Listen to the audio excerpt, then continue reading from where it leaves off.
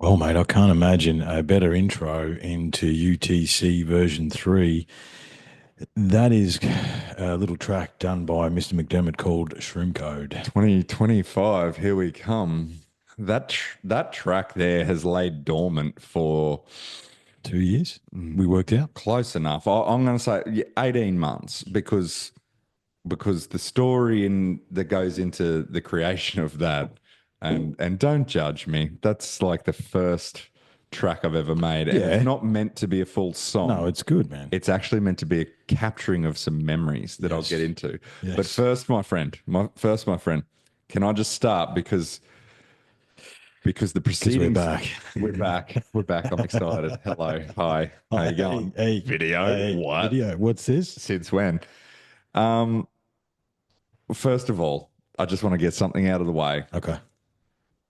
because some of the things that we're going to talk about in the stories tonight, and I mean, we do this all the time. We talk about this all the time, Mhm. but for some reason, I just want to read a little disclaimer Okay. before we start. Okay. So, the following Yeah, look is at a the camera. work of fiction and entertainment. Entertainment purposes only Similarities to real places and people and events. are purely coincidental. Okay. That's all I want to start with. And Now, don't listen to us. We don't know anything not an expert on anything, on anything. fumbling my way through life over here. Yes. So Sophomaniacs, I believe, is the term. that's what we created. Yes. That's exactly the term that we did we create it or did we? No, it's a real It's a word. real No, it's a word. real word. Someone that has the delusion that they're intelligent, which is, if it, I don't know what encapsulates us, but That's I'm happy to go with that. yeah, And, man. and what was that? 2014, Oh, who 2015, knows, man? back in the day when we Back, oh, came up with Sophomaniacs. sophomaniacs. Look, this is not a this is a new beginnings, bro. Because I was sitting today and I'm like, okay, we're going to sit down again tonight. We haven't sat across from each other in many years, just because of the This is what you were telling me the other day. well, just because I didn't realize we hadn't sat down and had a conversation no, because you were saying like if we exclude the EFS series yes, because we weren't exactly having a no, conversation, we were reading the book, we were discussing points we were along the conversing, way. but we couldn't see each other. We weren't doing this Yes, eye to eye, locking in. that's right. Yeah. It's been a long time since we sat down and discussed anything really, Yeah. apart from megalith stuff, EFS, and the last time you were here was the farewell to the refinery, and the refinery is well and truly gone, Yeah. and the sanctum now exists. Sancto Sanctorium. And look, this year didn't get off to the flying start that I thought. I had an interesting January, and life intervened, and uh, with Mister, we might as well start in the weird. I got the runes out with Ward Yeah, bro. about 5 weeks or 4 or 5 weeks ago, Mm-hmm. and one of the runes said pause, and I was like, oh no, I'm not pausing. Mm. Not that it's full stem ahead, and then the pause. So, Yeah. but the pause is over now. We're back. Well, and it's also funny because when you told me about that story about Ward, I had I had also had plans for January, We already, and I didn't everyone. know why I couldn't fucking get I started. know. I had two or three separate things. Hmm. I bought a motorbike. Mm. Who would have thought that process fucking would have? It wasn't meant to take so long. Yes. I was talking with like the salesman. I was like, Yeah, I'll dude, pick it up tomorrow. dude, yeah, Just sign dude, the document. just refresh me. It's been a while since I've done anything like this. Mm. How long do you reckon this is going to take? Let's not Mel Gibson Oh these. yes, yeah. And he's like, oh, look, best case scenario, if you got everything ready and all that sort of stuff, yeah, man, like 2 days. I was like, sweet, no worries. That was And weeks then, ago. and 2 weeks later, I picked it up. Look, So I think we had it to was, pause. You know what I mean? Well, see, I was supposed to. Well, Daniel Mengel's coming back. He needed a pause as well. He's got more stuff to add, yeah, right? yeah. We hadn't decided on how we were going to start this journey together. It makes me think like, at the start of a good old spy movie, you had to synchronize your Yeah, watches. everyone had It to just have a almost second. feels like, whoa, we all got to get on the same Yeah, page because there's need to things start. Yeah, that we're doing, things you're doing with Mengel, yeah, and we need to pause and allow these things to organically line up yes, because some of these things are going to They're all going to intersect. cascade Yes, off of each other and absolutely. stuff like that. Absolutely. So, Yeah. and dude, this is just purely off the top of my head. Like I didn't know about like the mangled pause and stuff like that. So like it's kind of makes sense is what I'm Well, getting I at. don't think anyone was ready, man. And I think as soon as the weekend that just passed while we're recording this, it dropped in. It's like, oh, pause. Mm. But the pause is over now. That was the thing. It's like Yeah. the universe said, hey, you've had your pause. Mm. You didn't do anything silly during that pause. You actually took a pause, All of a which is what you sudden, need to yeah. do. All of a sudden, I just had motivation. Yeah. And And now, bang, we're so back. I told you I went to I, I woke up one morning and I didn't know why at like 2:30. Well, I Mm, kind of knew why because I'm getting old. yeah. I need to put the pen down. Put the pen down. Notice there's So no he ashtrays. says, There's no ashtrays. there's no Okay. There's no ashtrays. Then, yeah, ashtrays. Okay. good. So I'm So going look, to let myself hold no, the no, pen just because there's no we ashtrays. just got to pick up clicking. Okay. We're There's good no boys. obsessive We're good clicking. boys. Yeah. Anyway, what I was going to say was, I don't know. I Two was going thirty to in the say morning you woke 2:30 in up the morning I woke up because I'm because you're old and you old need to now. do a wee. But yeah, apart from that, Yeah. Who? Yes. Well, yeah. Fuck you, prostate. Anyway, so here I am, me too, and bro. I'm That's like okay. wide awake. And Wide I'm awake. like, okay. Not only does my prostate need to go to the toilet, but like fucking brain doesn't need the same rest it does used to. It No. used to need. Anyway, here I am wondering what the hell I'm going to do, because I'm like, well, I'm past going back to bed. Mm. What productive things am I going to do? I've got a house full of family that's all asleep. I've got a community out there As that I long can't start the mower. yeah. Like, what am I going to do? As So long as I can remain quiet, I can. The world is my oyster. and I started to come up with, I was like, oh, I could do this and that. And it was all outdoor sort of stuff. I was going to get a headlamp. I was going to go out in the garden and I was going to start like pruning some trees and stuff like with a handsaw Right. because it's quiet, right? Of course you were. Right. Yeah, it made sense. And then I was like, couldn't find the gear I wanted. I was like, in my mind, I was like, yep, I know where that is. I'll go get that. No, Wasn't there. nothing was where it was meant to be. Mm. So I went back to the drawing board. I sat down on the couch, I think, or something, and I was like, you know what? The thing you haven't done through all of January, but you told everyone you were going to start at the end of January, It starts now. it starts now. Mm. That's when it starts. So you understand that from a energetic point of view, but also just from like that hour of the morning is commonly known as the witching hour. Hmm. And the reason that the reason that I'm a night owl, I love 2 o'clock in the morning because the world is quiet Yeah. and you are free to receive or to write and to be free of mind because the external influences aren't there. Yeah. And some of the best inventions and the best books and the best music and the best everything has come to people at 2:30 in the morning. 100%. Mm. And there may be also some substances inside their bodies that crossed with that time of the morning Mm-hmm. has produced some of the greatest masterpieces known to man. Absolutely. So where are we going? I mean, I Well, don't, man, let's where do a are little. we going? Well, It's good to be it's back, but are we meandering. doing something or It's what are very we doing? meandering. Yeah, no, it Very is, bro. meandering. Where are we going, bro? I'm not telling you. Okay, good. You'll find out. Oh, that's You'll excellent. find out. Okay, But I'll make a note of that. write that down. I'm not fucking telling you. But a clue is Shroomcode. Shroomcode. Yeah, look, So the track yes. with the track with which we came in on. Really, what I want to do, mate, is I want to give you a little sort of you and the audience a little update on what's been happening in my world Mm-hmm. since we've last had a conversation. Since I helped you pull this down, helped you rebuild it, Yeah. and since now that you've got the studio up, I've kind of wanted.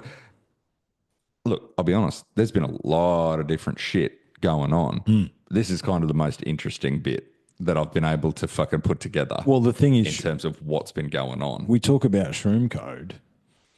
We're sitting in it.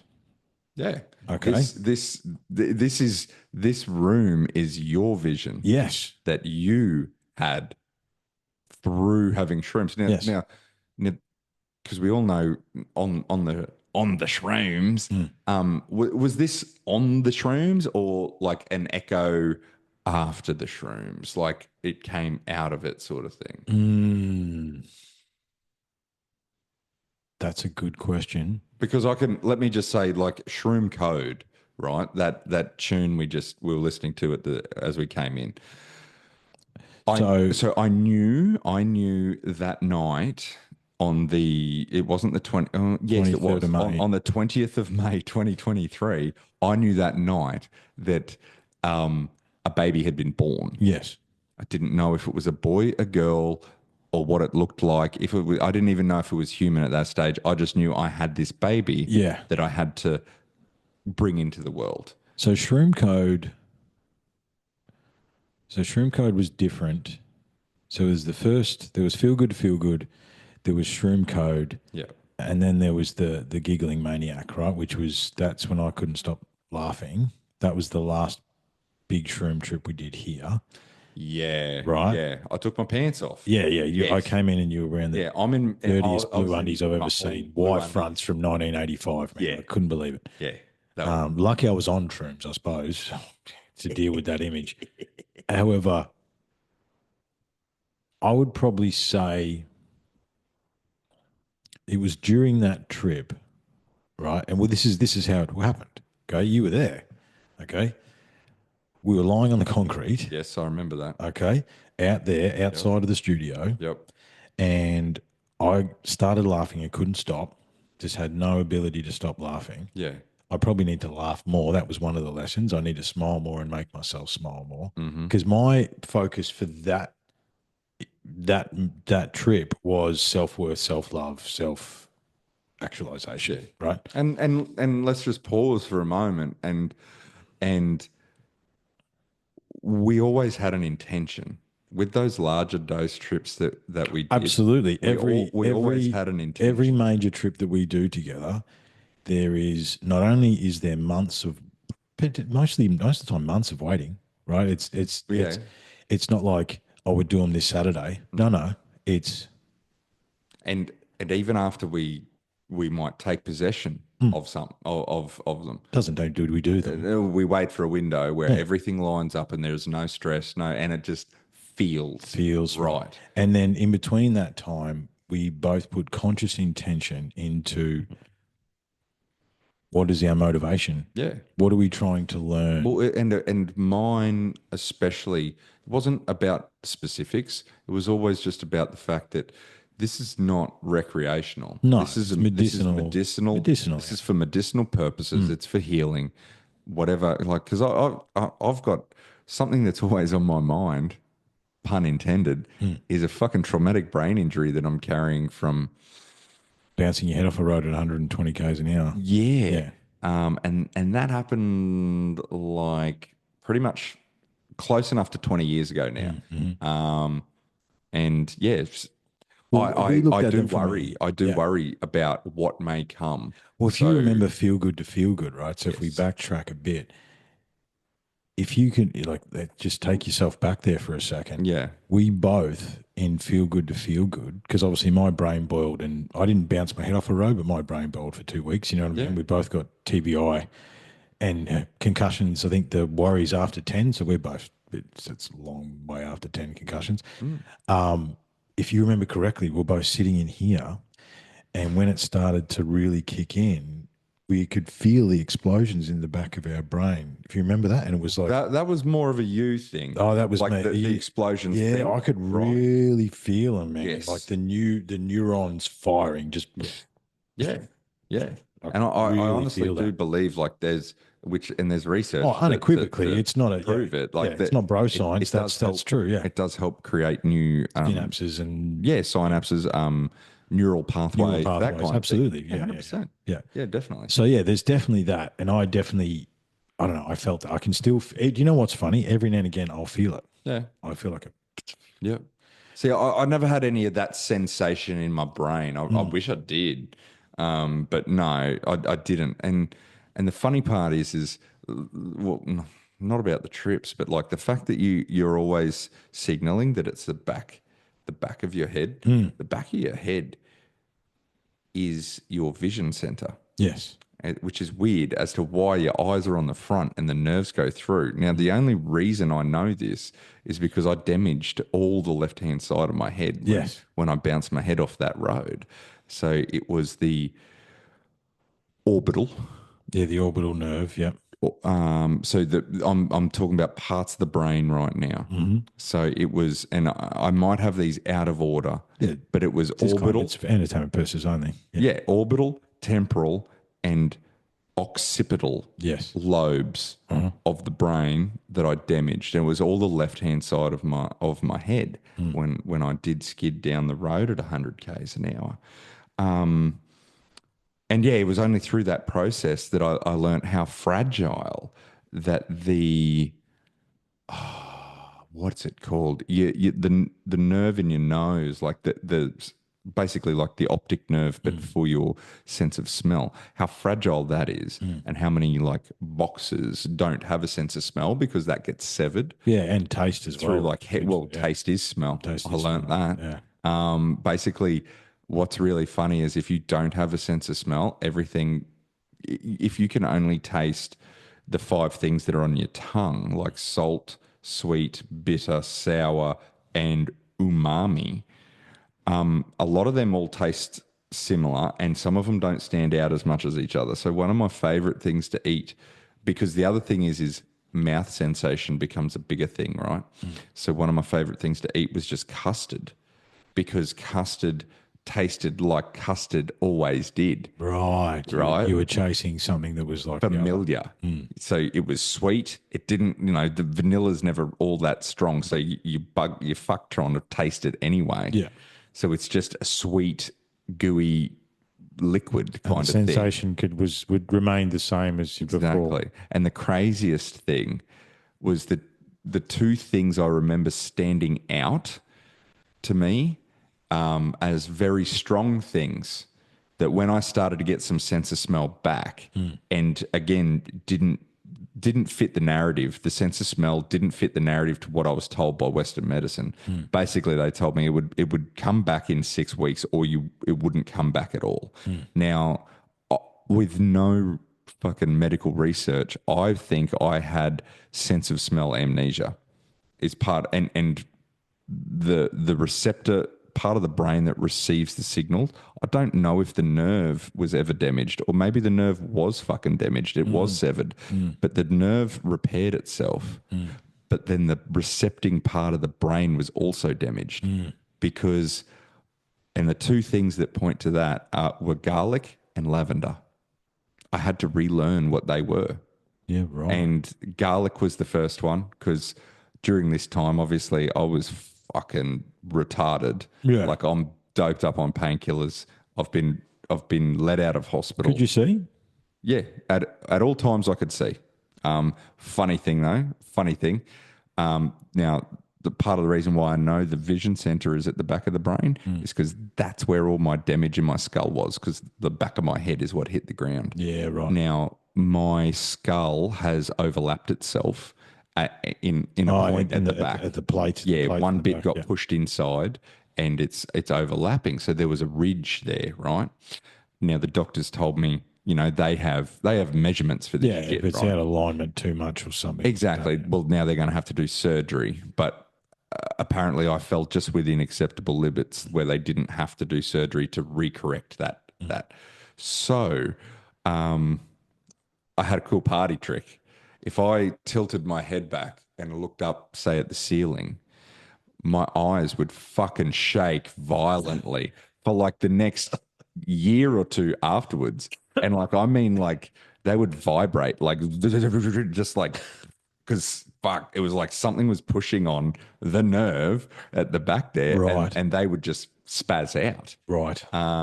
So That's pretty funny. that was a cool little party trick because everyone was Yeah, asking. I'm sure it was really good for you. I have no idea. It doesn't matter I have anymore. no idea. So do you it think- stopped it at some point? So if we bring it back to, do you think your brain is operating on a high level after the last, it's got to be 3 years now, of experimentation with psilocybin? I don't know. Maybe. I don't know if it's operating at a higher level, but I can talk to what I've noticed the symptoms or the effects, the follow-on effects from taking psilocybin. Mm. So in low dose and Microdose form, yeah. microdose form and the following like a week or two after a higher dose, Yes. everything you've heard, visual acuity, focus, concentration. Hmm. I remember saying to you, it's a little bit like because we've all taken some speed and stuff like that, and I've taken ADHD sort of meds like Ritalins and Dexies and what's that other one? The diet one. It's still a speed, but it's Oh, yeah, the more so diuretic. What's it it's more so called? for Yeah. diet stuff. Yeah. Doesn't matter. Anyway, You have they're a you have they're a all you have a amphetamine you based. have a perspective to draw upon. Let's put it like that. Yeah, exactly. So I remember saying to you, it's a lot like a organic version of some of those compounds Yes. in terms of the fact that it's a stimulant, and it has the ability, in the right circumstances for the right person, to increase focus in some of those people and increase the ability to and decrease the head noise. Absolutely. Yeah. Look, I would say, well, I think you probably hit the nail on the head there, right? So I think operating at a higher level is probably not where I wanted to go with it. And I know this to be true with you as well, and you can confirm for the listeners that our ability and whatever anxiety, depression, black dog, choose your poison is much, much less now than was 3 years ago. And psilocybin has been for me personally, it's been very beneficial. It has shown me, like, I just don't freak out as much as I used to. 100%. And it's twofold in terms of it's the experiences that you are able to have whilst having a trip. Mm. And it's the events that have occurred for me that I'm going to outline here tonight outside of being high on shrooms or high on weed or anything Mm. like that, Mm. that have enlightened me into a better way of thinking, Yeah. really, Well, and calmed me, calm, given me answers to yeah, some of the questions that I've required less that have been, angry, yeah. less angry. Well, less angry because I've got the option to Yeah. be less angry Wow. because Because you can see it. You can because I see know it. now that the anger is fruitless. It's worthless. It There's doesn't no make, point. yeah, there's no point to it. Exactly. And And I and think, in fact, the opposite is actually the answer. exactly, love is the answer. And, Don't give away the punchline. oh, sorry, bro. That's all good. Everyone knows. Everyone knows, man. No, but I think when we talk about, again, and we need to reiterate that I suppose what we're trying to outline here is that both of us have had traumatic brain injury. Both of us have had interesting experiences throughout our existence that have led to trauma, that have led to anger and rage, and knowing what the dark hole is and knowing these things, right? Mm. And through intentional medicine, treating psilocybin like it was medicine, because even the periods that I microdosed, I was like, you know what? I'm going to make up a. We used to make bags up. We Yeah, made man. bags up. It's like, here's half a dozen bags. Take Yeah. them as you need them. Yeah. Little half-gram bags. Yeah, little half gram bags. Absolutely zero noticeable effect. Yeah. As in tripping effect. Yeah, nothing. You might get. I get my visuals might sharpen a little bit on Yeah. depending on what it is. But apart from that, no. Yeah. But then the interesting thing about mushrooms is that one of the biggest psychedelic experiences that I had on shrooms was after microdosing for 3 or 4 days. It wasn't like that was a psychedelic experience that I didn't have to take 4 grams to do. No. The other thing here is too, we should, if we're going to open up what we're talking about, again, for entertainment purposes only, we don't know what we're talking about. We've only taken between 2 and 4 grams at a time. Yeah. in one sitting. in one sitting. We didn't go to Terence McKenna 5 or 6 or 8 or No, we 10. didn't get to hero dose level. And in fact, later on, I'll tell you about probably my most epic trip, which happened on nearly a microdose fucking Yeah, exactly. level. Well, this is the thing. But my biggest trip and your biggest one of our biggest personal psychedelic experiences didn't actually happen with a major dose. And again, we weren't aiming to go, oh, let's watch the walls melt, bro. No, we were like, let's take 3 grams or 3.5 grams of, golden tops or blue meanies, apparently, and see what that does. Yep. And do you want to start with feel good to feel good? Because that was such a Let's formative unpack. experience. Dude, that was, to this day, that was our first big dose. Man. And I'll tell you what, the shrooms fucking let us in and set us up. Mate. And to be honest, out of all the trips, that second trip after Feel Good to Feel Good, we did try and manufacture something, but it taught us real quick not to try. Yes, exactly. But let's go back to Feel Good to Feel Good. So was Feel Good to Feel Good? Remind me, because I'm blurry. I'm not a detailer when it comes to that kind of thing. Was it 2 or 2.5 or 3 grams or something? It was 2 to 3, somewhere there, I feel. Yeah, I think we settled on 2.5 grams of blue meanies. It was blue meanies is what we had to start with. Yeah. Yeah. 100%. And we'd only taken a couple of small doses prior to that just to check tolerance, I think. Yeah. It was because we were trying to work out, like, because these were field picked mushrooms. Yes.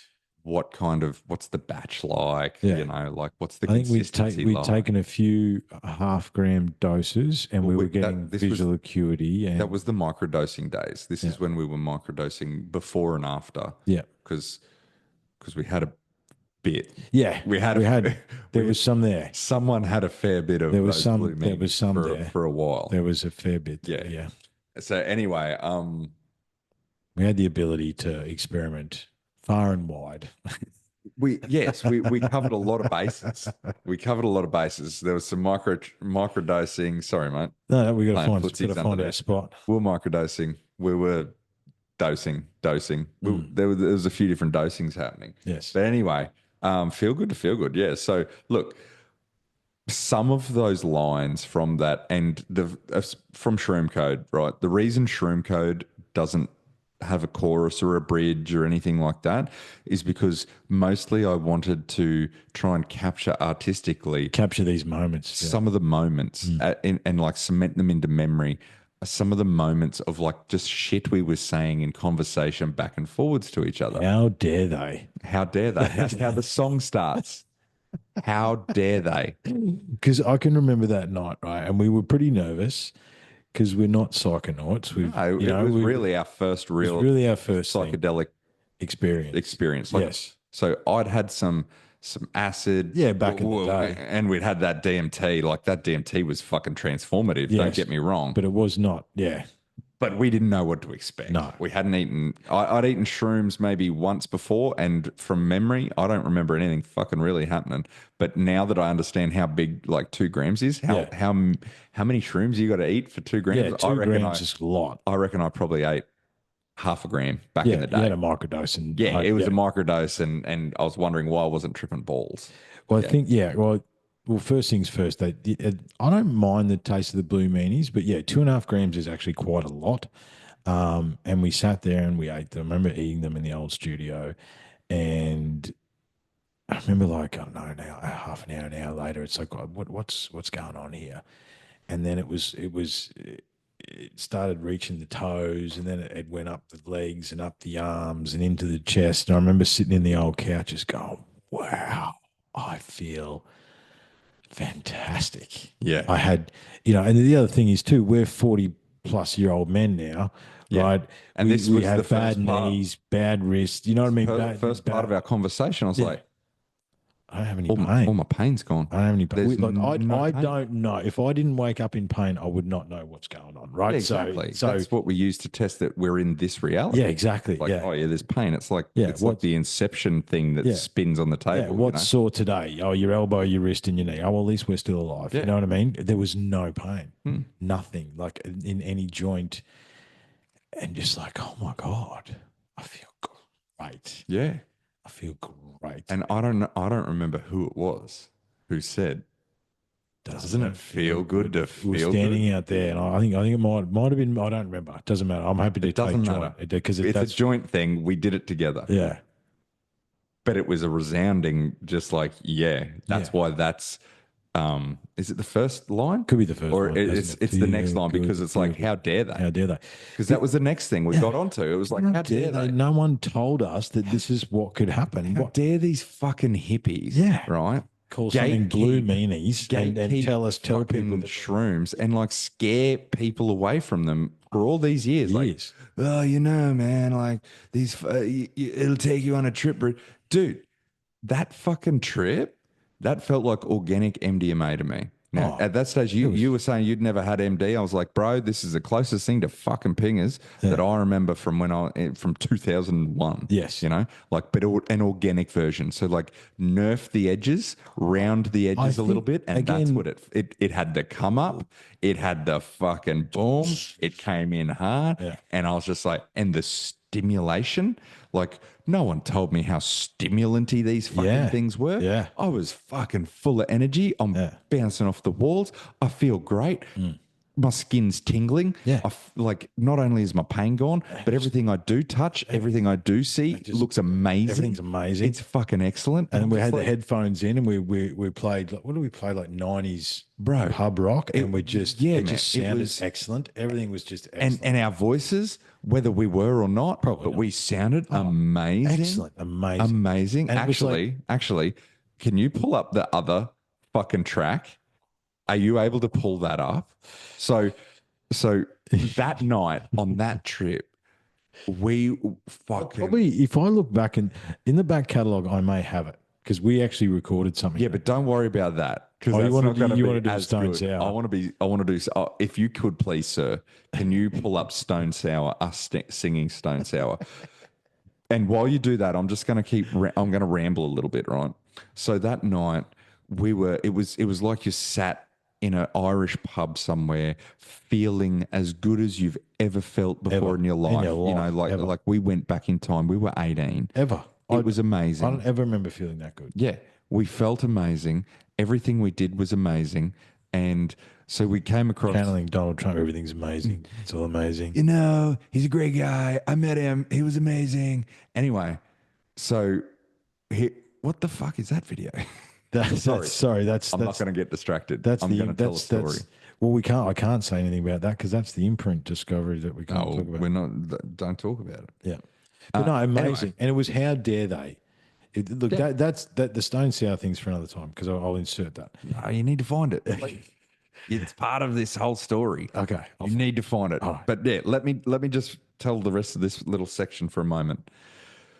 So we felt great, I think this is it. and the yeah, okay, pause.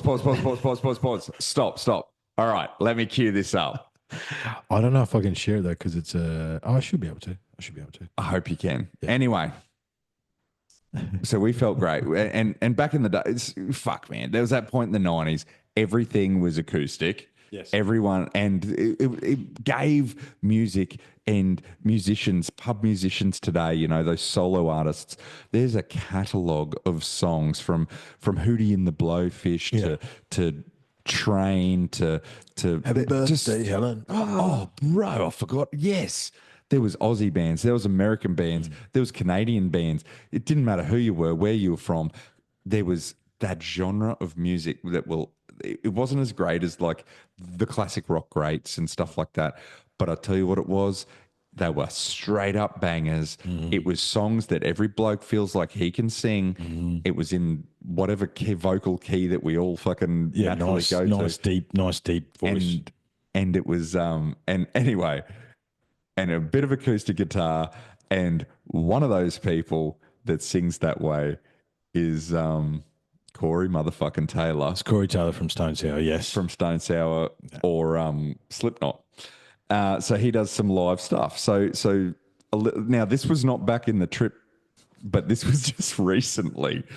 We were having a little night, we're having a little sing along, and we thought it would be a good idea to record ourselves singing. Now, this is probably, now remember, we thought we were fucking amazing. Everything was the best we'd ever heard. This is probably what we sounded like that night when you remove Corey motherfucking Taylor. When you remove the filter, because, look, testing the new board and the new gear, before I hit play on this, Stone Sour is blasting in the background. Yeah. It is blasting through a Bluetooth speaker. We're singing through the Bluetooth, using the Bluetooth speaker to sing into the thing. So to give you an idea about how good the board is, it only left us. And it filtered out all the background noise. And then sting the shit. Oh. This killing me, but with you means everything. I won't give up that easily. Blown away, blown away. That's not the Stone Sour song. No, make it. Is it back? Good. Is it back at the start? That's not bad. That's not too bad. Okay. Here we go. We did so many tests. Sing along time. Here we go. Here we go. In a way, everything that I can do without. I'm just good things in life are hard to find. Blown away, blown away. I'm not even trying there. Look, this is as hilarious anyway. It's not the Stone Sour one, but this is as hilarious anyway. This is great. It's not over. It's not over. Okay, he's fucking Patreon content.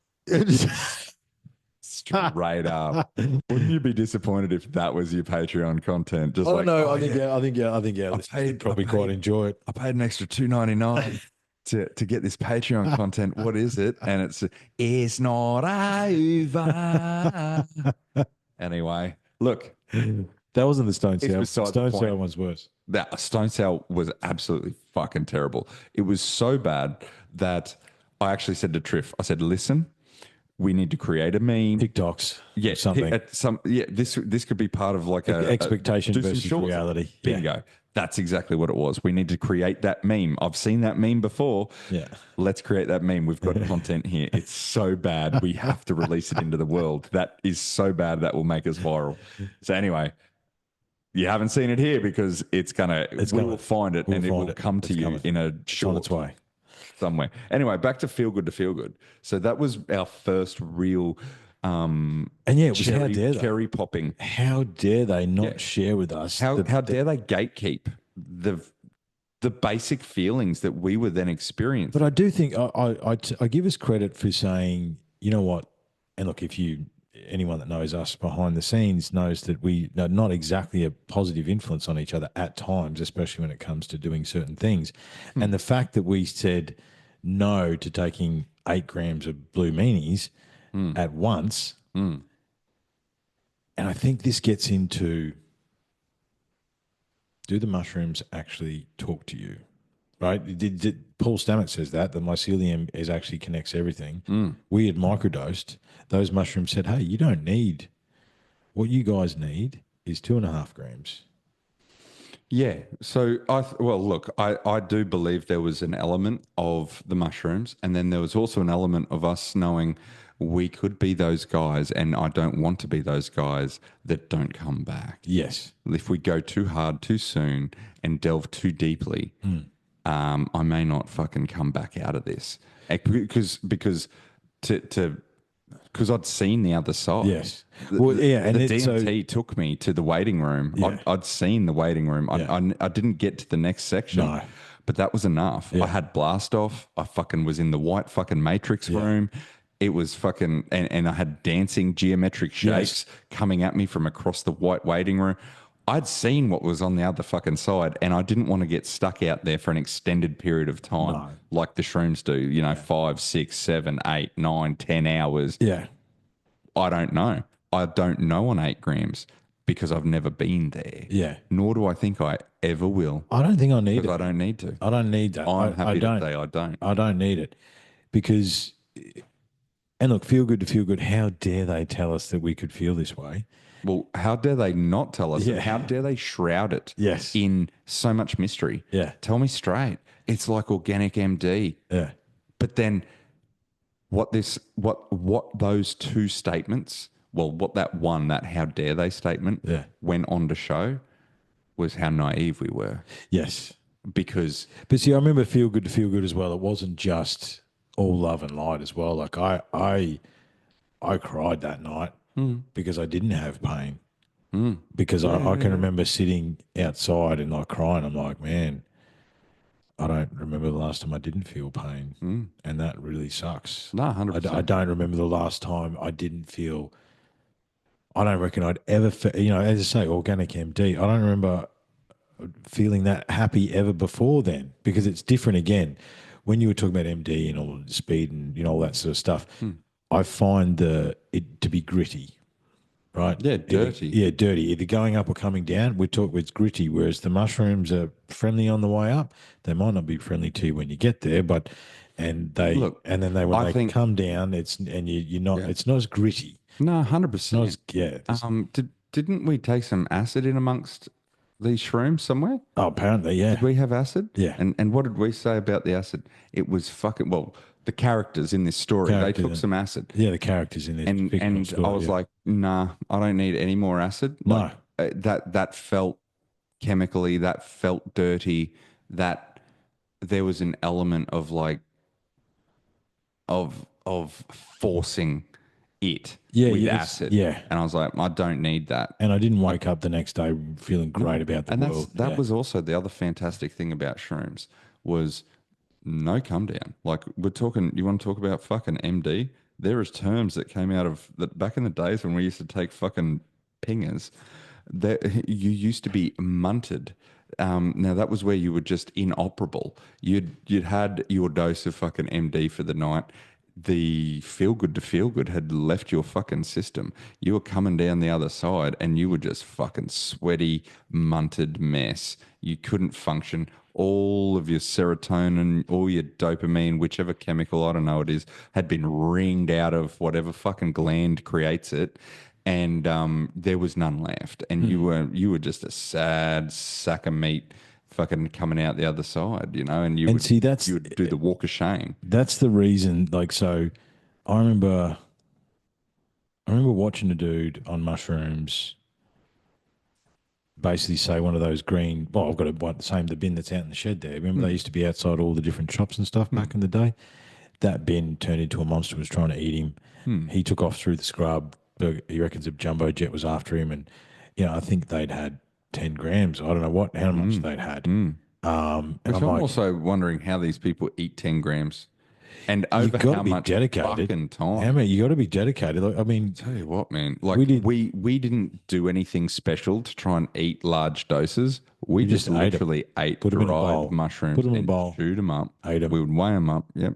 Chew them Yep. up and fucking eat them. Monster and mineral water. Wash them down with a bit of fucking something, something. Yeah. And yeah, that was it. But like to get through the doses that we took, and they were all sub 5 gram doses. That was fucking difficult. So to get 10 in you, holy snapping ducks! Yeah, what are you actually doing? Yeah. you got to mince them up and be like mixing that in with Yeah, what like, are you doing? Eating a milk or spag something, bog but or like, yeah. I don't know. What are you doing? I don't understand how you could, because it's quite a lot. Yeah, It's quite a lot. And yeah, look, feel good to feel good was such a good time overall. And it just left us with love, man. Like that was like the physical expression and energetic expression of just joy and love and well, and it was the ultimate fucking cherry popper, man.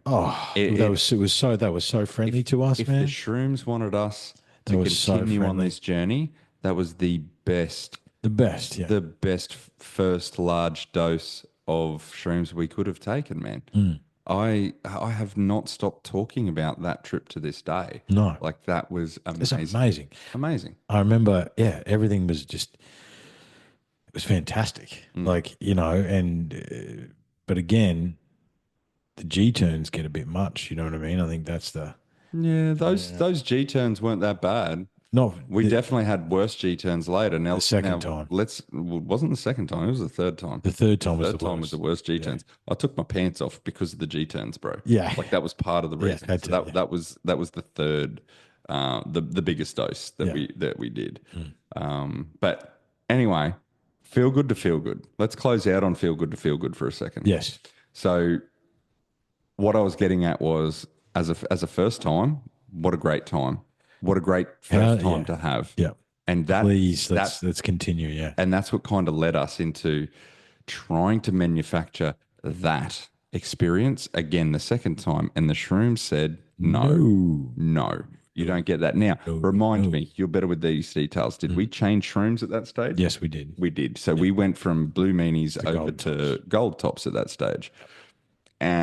So that should have been our first indicator that how are we going to try and replicate the same thing happening when you're using a separate substance, which is an unknown. It's untested. You don't know how much you need. And yeah, we tried to replicate to the best of our ability. Well, we tried to replicate the set and setting, didn't we? Yes. Because we focused on that. We're like, man, those songs, the mood, everything, it just led in perfectly. So we tried. We and I had all the believe, same stuff do you know set what? up. I think I'd have to have a look. I think there is Zoom recordings of Feel Good to Feel Good and Shroomcode, Yep. right? I'm pretty sure we tried to record an episode Mm-hmm. on the way up. Yep. I'm pretty sure. Yep. And it just didn't work. No. And things weren't kicking in the way they were kicking in before. Mm-hmm. The music was hitting differently.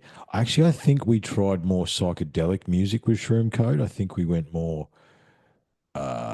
in a different direction. We didn't go classic 90s rock, I think. No, well, was that the one where I introduced? I had Horse with No Name. Yes, I we had went on a Carry weird On My track. Wayward Yeah, Son. yeah, we went on a weird because, track. but that wasn't straight up. That was No. when the other stuff wasn't hitting. And No. I remember, because I remember it, I was like, let me take you on a little journey. Yeah. Because that stuff's not hitting like we want it to. There's something I've got, there's some songs I've come across and they hit different under this circumstance, and just listen to the lyrics. So yeah, it was two songs by Kansas. One's Horse with No Name. The other one is Yeah, there was Wayward Son, and then we sort of went down. Wayward Son by Kansas. No, it's not by Kansas. No. But that song was in the mix. Oh, there. then there's another one which I believe Wayward Son. Is it Steely Dan? Is it Boston? I can't remember. Doesn't matter. Doesn't matter who the band is. But then so we had Wayward Son. There was Dust in the Wind. Dust in the Wind, yeah. There was Horse with No Name, and there was the other one by the band that sings Horse with No Name. Yeah, and it was talking about a journey. That dude was on was a journey, another journey, yeah. type song. Yeah, I can't remember. Like Horse with No Name, but it was a different one. Anyway, it was those four songs, and they're all very fucking psychedelic. I think the other thing about that night too, though, is it was cold. Well, There were temperature. it was May. It was May, so It was May, so it was cold. It yeah. was cold at night, and we're in the studio. I think did we do the classic? Do we have some more? We might have had another half a gram or something. Look, think we I might would have not done. put it past us, because the thing was, man, We were chasing the we were sensation. chasing. Yeah, we were and chasing. now some of the lines out of the song, some of the later lines, this is where they come from. And it's like we had what was it? We had to Had to leave to so we come could come back. back because you didn't have a jacket. Yeah. right, and we didn't. So Do you know anyway, what I remember from it's look. Let's just get to the point. Yeah, I didn't have a jacket. It's not popping for us here. No. It's not happening. So we're like, fuck it. Let's I'm go not for a really drive. feeling it. Let's Yeah, go for a drive. We're good, man. Let's go out in let's the countryside. We're going to go look at the stars. And then your car wouldn't start. I don't not know. Like you didn't want to go in and get a jacket, but I remember the Triton just not starting for Really? yeah for ages, man. It just wouldn't start. Oh, yes, I do remember that because like it's fucking 2 Yeah, a.m. it's 2 a.m. and and it's it's like 3 degrees, and it just would not start. And I'm like, any minute now, someone, people are going to come out. yeah, Someone's going to people, be like, people is in people that we don't want to wake up yeah, because like that'll ruin our wives and stuff. yeah Yeah, wives and stuff. So what are you guys doing, you idiots? fucking morons. Um, We started the car. we did get start the car. We went down the river, and you didn't have a jacket. No, but we went. So we drove out to this cow paddock. We are going to go look at some stars, constellations. Constellations, I Yeah, think. Yeah, and we rocked up. That was all good until I got out of the car and I was just like, can't be here, can't enjoy this. I'm fucking freezing. freezing And cold. Yeah. Triffs looked at me with daggers, like, motherfucker, I'm good. Like, I think this is where I need to be. Yeah, I did. And I was like, I was about to lie on the road. yeah. And I was like, I saw the look in your eyes and I was like, listen, man, I'm going to sit in the car. But like, yeah, I'm not having a great time. Yeah, we got to go. Anyway, so fucking I went back to the car. You stayed out a little bit longer. And then fucking I was like, nah, man, it's not happening. I got to go. So we bailed. We fucking jumped back in the car. We drove back to my place. We pulled into my carport and my carport's not fully enclosed. It has timber slats around it. Yeah. And there is a Light that street goes- light yeah. out on the road. Man. And we pulled in and we turned the car off and we were sitting there. Those things started dancing. And I don't know what happened to you, man, but those things started dancing and Yeah, started man. going in and Started out. getting visual, Oh, focal hard. depths, all that Very kind of shit. hard visuals. And we kind of, We gotta go. We gotta go. well, we were like, Retreat. Retreat. have you realized, like, why have we not got out of the car yet? It's like, because, man, like, it's the first, like, in the last 2.5 hours that something's actually happening. Yeah. I was like, yeah, I get Gotta it. retreat. And then we're like, oh, it makes sense now. We had to leave. We had to leave So so, we we could could come come back. back. Yeah. Now it's all making sense. Yeah. Now that's when we came back up to the studio. Yeah. Retreat. Retreat. And it all started to happen. Now, that was when the baby was born. I had the revelation that Shroomcode had to be created, and I would say I was probably pretty fucking annoying that night because, like a dog with a bone, after that point, I was fixated Yes. on What are we on- doing? on creating rhythms and shit like that to the point where in my phone. This is how I know that it was the 20th of May, 2023, that character underwent this trip is because I have voice recordings of me making noises into my phone, being like, this could be a possible baseline. And look, I know that that's fucking play that funky thing, white boy, but like you get it the doesn't. point. Yeah. Yeah. You get the point. Like I was just banging out fucking riffs. I was doing literally bass lines, guitar riffs, drum patterns. I'm lying on the couch at this point. I'm just lying on the couch and he's going, "Hey man, what about this?" I'm like, "Yeah, bro. Yeah. I'm doing G turns." He's doing G turns. I'm G-turns on the couch. I'm in ultimate creative mode. Because my visual, it didn't stop when it came up here. The wall started doing like I remember closing my eyes and I had the rolling visuals with my eyes closed as well. And it's like, Yeah. what is going on? And you're like, dude, we got to do this. This is, And I'm writing now. I don't know where the pages. It's probably in one of these two books. yeah, it would be. It'd be. And I'm writing down sayings. I'm Well, see, writing I've down got- things. I found it. You've got some rhyming stuff there. Unlocking the code, recording a sode, out on the road, licking the toad, restraining a load. That's not going anywhere.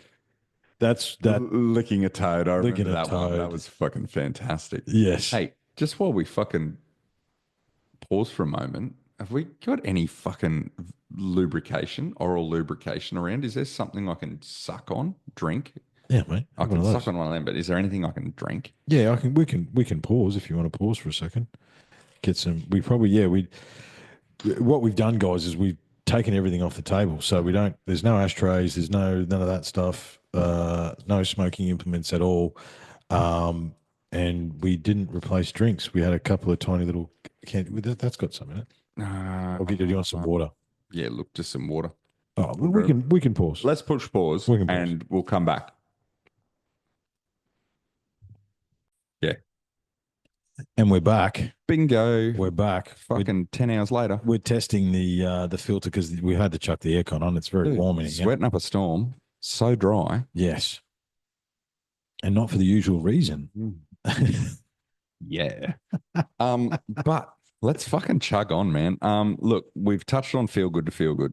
And look, Shroomcode, nothing much happened more after that, if I remember correctly. We had that pretty much exemplifies Shroomcode, except for the fact that in the let's say, I'm going to say generously, a month later, in the next month, I produced Shroomcode, the song. Yes, we started this with on GarageBand. Yeah, I created everything from scratch. I did the vocals. I used all their pre-entered shit that was in there and just made a track and stuff like that. I remember the Shroomcode. I remember being humbled by Shroomcode, is what because it took us to a place where we didn't think we were going to go. No, the shrooms decided where we were going to go. It was my first understanding that the shrooms are just going to take us where they want to take us. Anyway. Exactly. Right. Yeah. And that's why I was pointing out the naivety of us thinking we could recreate Feel Good to Feel Good. And as a matter of fact, we have never recreated Feel Good to Feel Good out of all the trips after that. Yeah. We've never had that time again, which I believe is called Chasing the Dragon. Yes. In drug circles. Yeah. So anyway, we fell straight into it, thought we could do it. Yeah. Probably. And I think it as well, the learning from that was like, okay, doesn't matter, because I'm not sure. I can't even remember my intention for Shroomcode, but I remember I didn't get out of it what I thought I was going to get out of it. And then it was like, okay, well, you can have intention, but intention doesn't really matter, because it doesn't always matter. And how pure was your intention? Yeah. I will be honest and say, I think we got greedy with with Shroomcode, and we tried to recreate something for recreational purposes. And we tried to push it a little bit, I think. And the Shroom said, no. Yeah. No, you don't get to fucking tell me what to do like that. And it pushed back on us. And then from that day forward, we didn't try to predict or create environment where to steer it into an area. We acted as shepherds. Yeah. And not masters. And be more pure of intent. And we actually waited quite a while. Like I remember the last big one that we had, which was last year, which is what the studio is a result of. What are we going to name that one? We've got Feel Good to Feel Good and Shroomcode for those first two. What was that trip called? Sanctum Sanctorum. I don't know, something like that. I'm happy with that because there was some fucking spiritual shit that happened that night. Very, very much, yeah. Yeah. It was so good too. Like let's just move into that one, man. Like some of the things from that night. So you were in fucking you had a giggle fest. Oh, I was cackling for a session for a large period of time. I just could not stop laughing, and it got to the point where it was actually really like Angus he doesn't remember it as being annoying, but I'm like I in my mind I was like, I can't stop this. I feel like I'm ruining what's going on. Yeah, you were hysterical. I was hysterical. You were hysterical. And I just could not, it was not like I did not have a choice in laughing. I was just cackling. But again, my intention going into that was very much self-worth based, very much self-actualization, self-understanding. It was very personal to me that I really put a lot of personal intention. And I think you did as well. But it was separate. I put a lot of personal intention into that as to what am I doing? What's going on? Why am I here? You know, like there's me working from home for 4 years, right? Which I'm not doing anymore, which is part of the pause. And like that's a whole different. I'm going to delve into that with Mr. Mengel because that's about awareness, right? And it's not for tonight's conversation. However, everything had stuttered. Everything had stuttered to a stop. You know, it was post-COVID. It was, all that stuff. It was like, what? And it's like, okay, I've done this enough. What is going on? what am I going to do? Who am I? And where is my self-worth and self-love? That's Yep. where it was. That's what it was about for me. Yep. And I think if I reflect upon the laughing now, the laughing was me I've got to smile more. I've got to have fun. Yeah. I need to have more fun and more laughter and more just let go a little bit, and just have some fun. But the key was, I think the echo that came from Shroomcode, just to tie that up, was we haven't unlocked the code. Yeah. And it's not over. It's not over. Mm-hmm. And one of the epiphanies that we've had through, I believe, through the trips and through the shrooms is like when we sat down 8 years ago, or whatever it was, when we were in our mid-30s and decided to unlock the code, we had no idea. We had no idea what we were doing.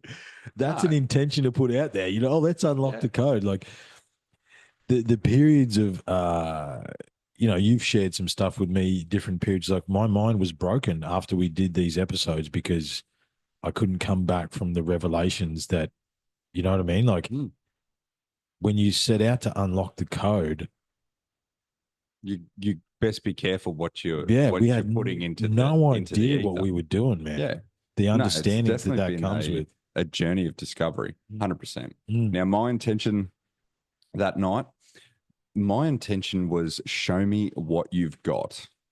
Right, that was my intention. That was your intention because we did the largest dose that we'd ever done, and I was like, all right, let's show me what you've got. Like I mistakenly tried to control you on Shroomcode. I'm sorry for that. Show me what you've got. Show me what you believe I require. And it took us on a fucking journey, man. Man. Like my fucking pants were off. Like I was getting around in me jocks for a bit. We laid on the fucking concrete floor. We went out the backyard. Now, out the backyard was amazing. It was amazing. Fucking. So hang on. Let's get into the backyard because it was amazing. Let's not just stop there. Now for everyone at home, anyone who's done the psychedelics, the pixelated thing that I'm about to talk about. When your vision becomes somewhat pixelated, there's usually a circle or a square with a dot in the middle of it. And at that time, we happened to be at a tree. And I remember being like, bro, I can see the tree. I can see the fucking cellular structure of the tree, man. Yeah. Like, I was like, I can see it living and breathing and being as one. And you're like, I need to get closer to it. And you climbed the tree. I climbed the tree. And I'm like, I don't need that, but I'm good where I'm at, but I'm still loving this tree. Yeah. The tree's amazing. But you're like, I need to be in the tree. I was in the tree. So this cunt's up the tree. I remember I had a cigarette at that stage. And our vision was so fucking delayed that I was able to write my whole name with a cigarette and we could see it. That's how delayed our vision was. What I remember from that, I remember looking balls down on you. Mm-hmm. And my perception was I could see your higher self, your three-dimensional self, and your lower self or whatever. I could see three versions of you. Yep. Running into each other like an accordion, man. Yeah, right? That's what I could see as you're dancing with the cigarette, right? And we're ripping apart space and time. Well, yeah, it could have been instead of higher and lower self, it could have been interdimensional, past, present, and future. It didn't matter. I saw three versions. Yes, and I remember at some point I realized I was up a tree, and then I'm like, for me that the Sanctum Sanctorum there was three parts to that for me. There was the laughing, right? And then I stopped laughing because I couldn't get up. And this is before we went outside. Yep. And you were lying down as well. Yep. And I remember you standing up and I'm lying in the front of the thing, right? Yeah. And this was not you. This is the shrooms, I'm pretty sure, talking through you. You told me this. And I'm like, I can't get up, man. And I couldn't physically get up. I'd stop laughing finally, Mm-hmm. and I couldn't get up. And you you walk over, a little bit sinister as well, sort of stand over me and Well, I go, stepped over you, I think, stepped over me and because we were went, laying on the concrete. yeah. And you're like, it's because you don't have a purpose. You'll get up when you got a purpose. And then just wandered into the studio. And I'm like, okay, man. Okay, dude. Oh, no. And anyway, I remember looking into the studio and going, well, that's unlocking the code is my purpose. However, it doesn't, this, whatever it is, doesn't serve me anymore. Mm-hmm. Right. So it's like, and it wasn't not in that moment did I get the sanctum, but it was like a week later that I was sitting in here and went, I hate light blue. I've never liked light blue. I remember you saying that. This was never my color. This was never my choice. No, I got it for free, man. I got the paint for free. All the decisions were steered by a lack of self-worth, pretty much. Self-worth, trying to do things on the cheap, like, you know, like any kind of home project sort of thing. You're trying to save money. You're trying to do it cheap. You are accepting what others had given you rather than planning it yourself. Yeah. And the funniest part was aside from that, I felt like it was a cleansing because once we started to pull the fucking panels off the walls, the chaos that was behind there and the rubbish and the shit that was it was everything I just said times fucking 100. And no one knows. You know better than most, but even you don't know how many times. So everything you had accepted, the free paint, the free furniture, the free this and that, old mate who had put panels on these walls had done the exact same thing. Yeah. There was 1,000 different types of timber. Yeah. 1,000 different solutions to the same problem. He drilled holes through the wall to put the thing in. I'm like, what did you do that for? And there was the weird bone magic that was in the walls as well, man. That's like, that was a weird thing to find 7 bones in each wall. Because I'm like, that's random. What are bones doing? I think I pulled this wall off. I'm like, there's bones in the bottom of the thing. I'm like, that's a bit weird. And then I pull this wall off. There's bones in the bottom of this wall. I pull this wall off, and there's bones in the bottom of this wall. And then there's 3 dead frogs in the column. And it's like, well, no frogs couldn't get into the column because the column was sealed. Did he put live frogs in there? Like, and there was just all this weirdness and chaos that I'd been holding back. Right. Yeah. And so that was well, you weren't aware of it being there. No. Well, and it started to manifest itself outside exactly, with the termites and everything that were feeding on the fucking fence posts 400 behind that there. Still had dirt on them. Like it plucked them out of the garden and just screwed them into the wall. It was like tomato steaks. Yeah. Oh, it was unreal. It was crazy. But so that was the number one for me. That was the big point. Number 2 was seeing the tree and then realizing I was up in the tree, and same thing. I can't get down from the tree. And you're like, dude, I can't help you. There's nothing I can do for you. Again, you're like, listen, I'm not in a state to catch you. Okay. You need to figure out how to get out of the tree. You got up there. Yeah. You can get down. Yeah. And at this point, I'm seeing 3 trees. You know what I mean? I'm seeing the cellular tree, the energetic tree, and the actual tree. And I'm not sure which tree I'm holding on to at any point in this process, right? And I think I just jumped out of the tree. I don't remember. I don't remember either. I think I just jumped. It was a lot less eventful than what I remember us like thinking it was going to be. Yeah, how did we get you down? just got out of the tree. I just got out. I think I just grabbed the realization happened. It was like, it's not actually that big of a tree. Yeah, you're not that far up. Just jump, dude. You're 5 foot off the ground. Just jump. You'll be okay. Yeah. Bend your knees. Yeah. And I think I just jumped out of the tree. But then being out the back there, and I just remember like classic hippy dippy stuff, man. Like we're doing midnight oil poses in the backyard, man. You know what I mean? Like, dun, dun, dun. And then we're like, oh, this is amazing. And then it started to rain. That's right. And it was so the rain was so uncomfortable. Like the rain was this is terrible. At that stage, I remember saying, I know I've only just remembered it now. Yeah. I was like, we either need to go inside or get naked. Yeah, that's because I was like, because I don't want because by this stage I've I've had a few trips now, Yeah. and I know your temperature Goes up and down, fluctuates up and down, up and down. You get very hot, you get very cold, and I'm not having fucking wet clothes. No, That's the we only can't- yeah, reason. we I can't wasn't do that. trying to trick anyone into some homosexual shit. No. I was just like, No, I either didn't like stay being out wet here. either. I didn't. It's like, yeah, I was Yeah. with you. It's like, If this we is stay not out, we pleasant. go inside, or we fucking get naked because I'm not getting fucking freezing cold and having wet clothes. And do you know what was So we fascinating came too inside. about the We sanctum? came inside. Yeah, well, the sanctum as well. If you remember, we both had hoodies, we both had beanies, we came both had prepped. We knew t-shirts, what we were in for. we had multiple snacks that we didn't eat. Yeah, man. We had multiple liquids. We had Taylors. We had rollies. We had, you know what I mean. We had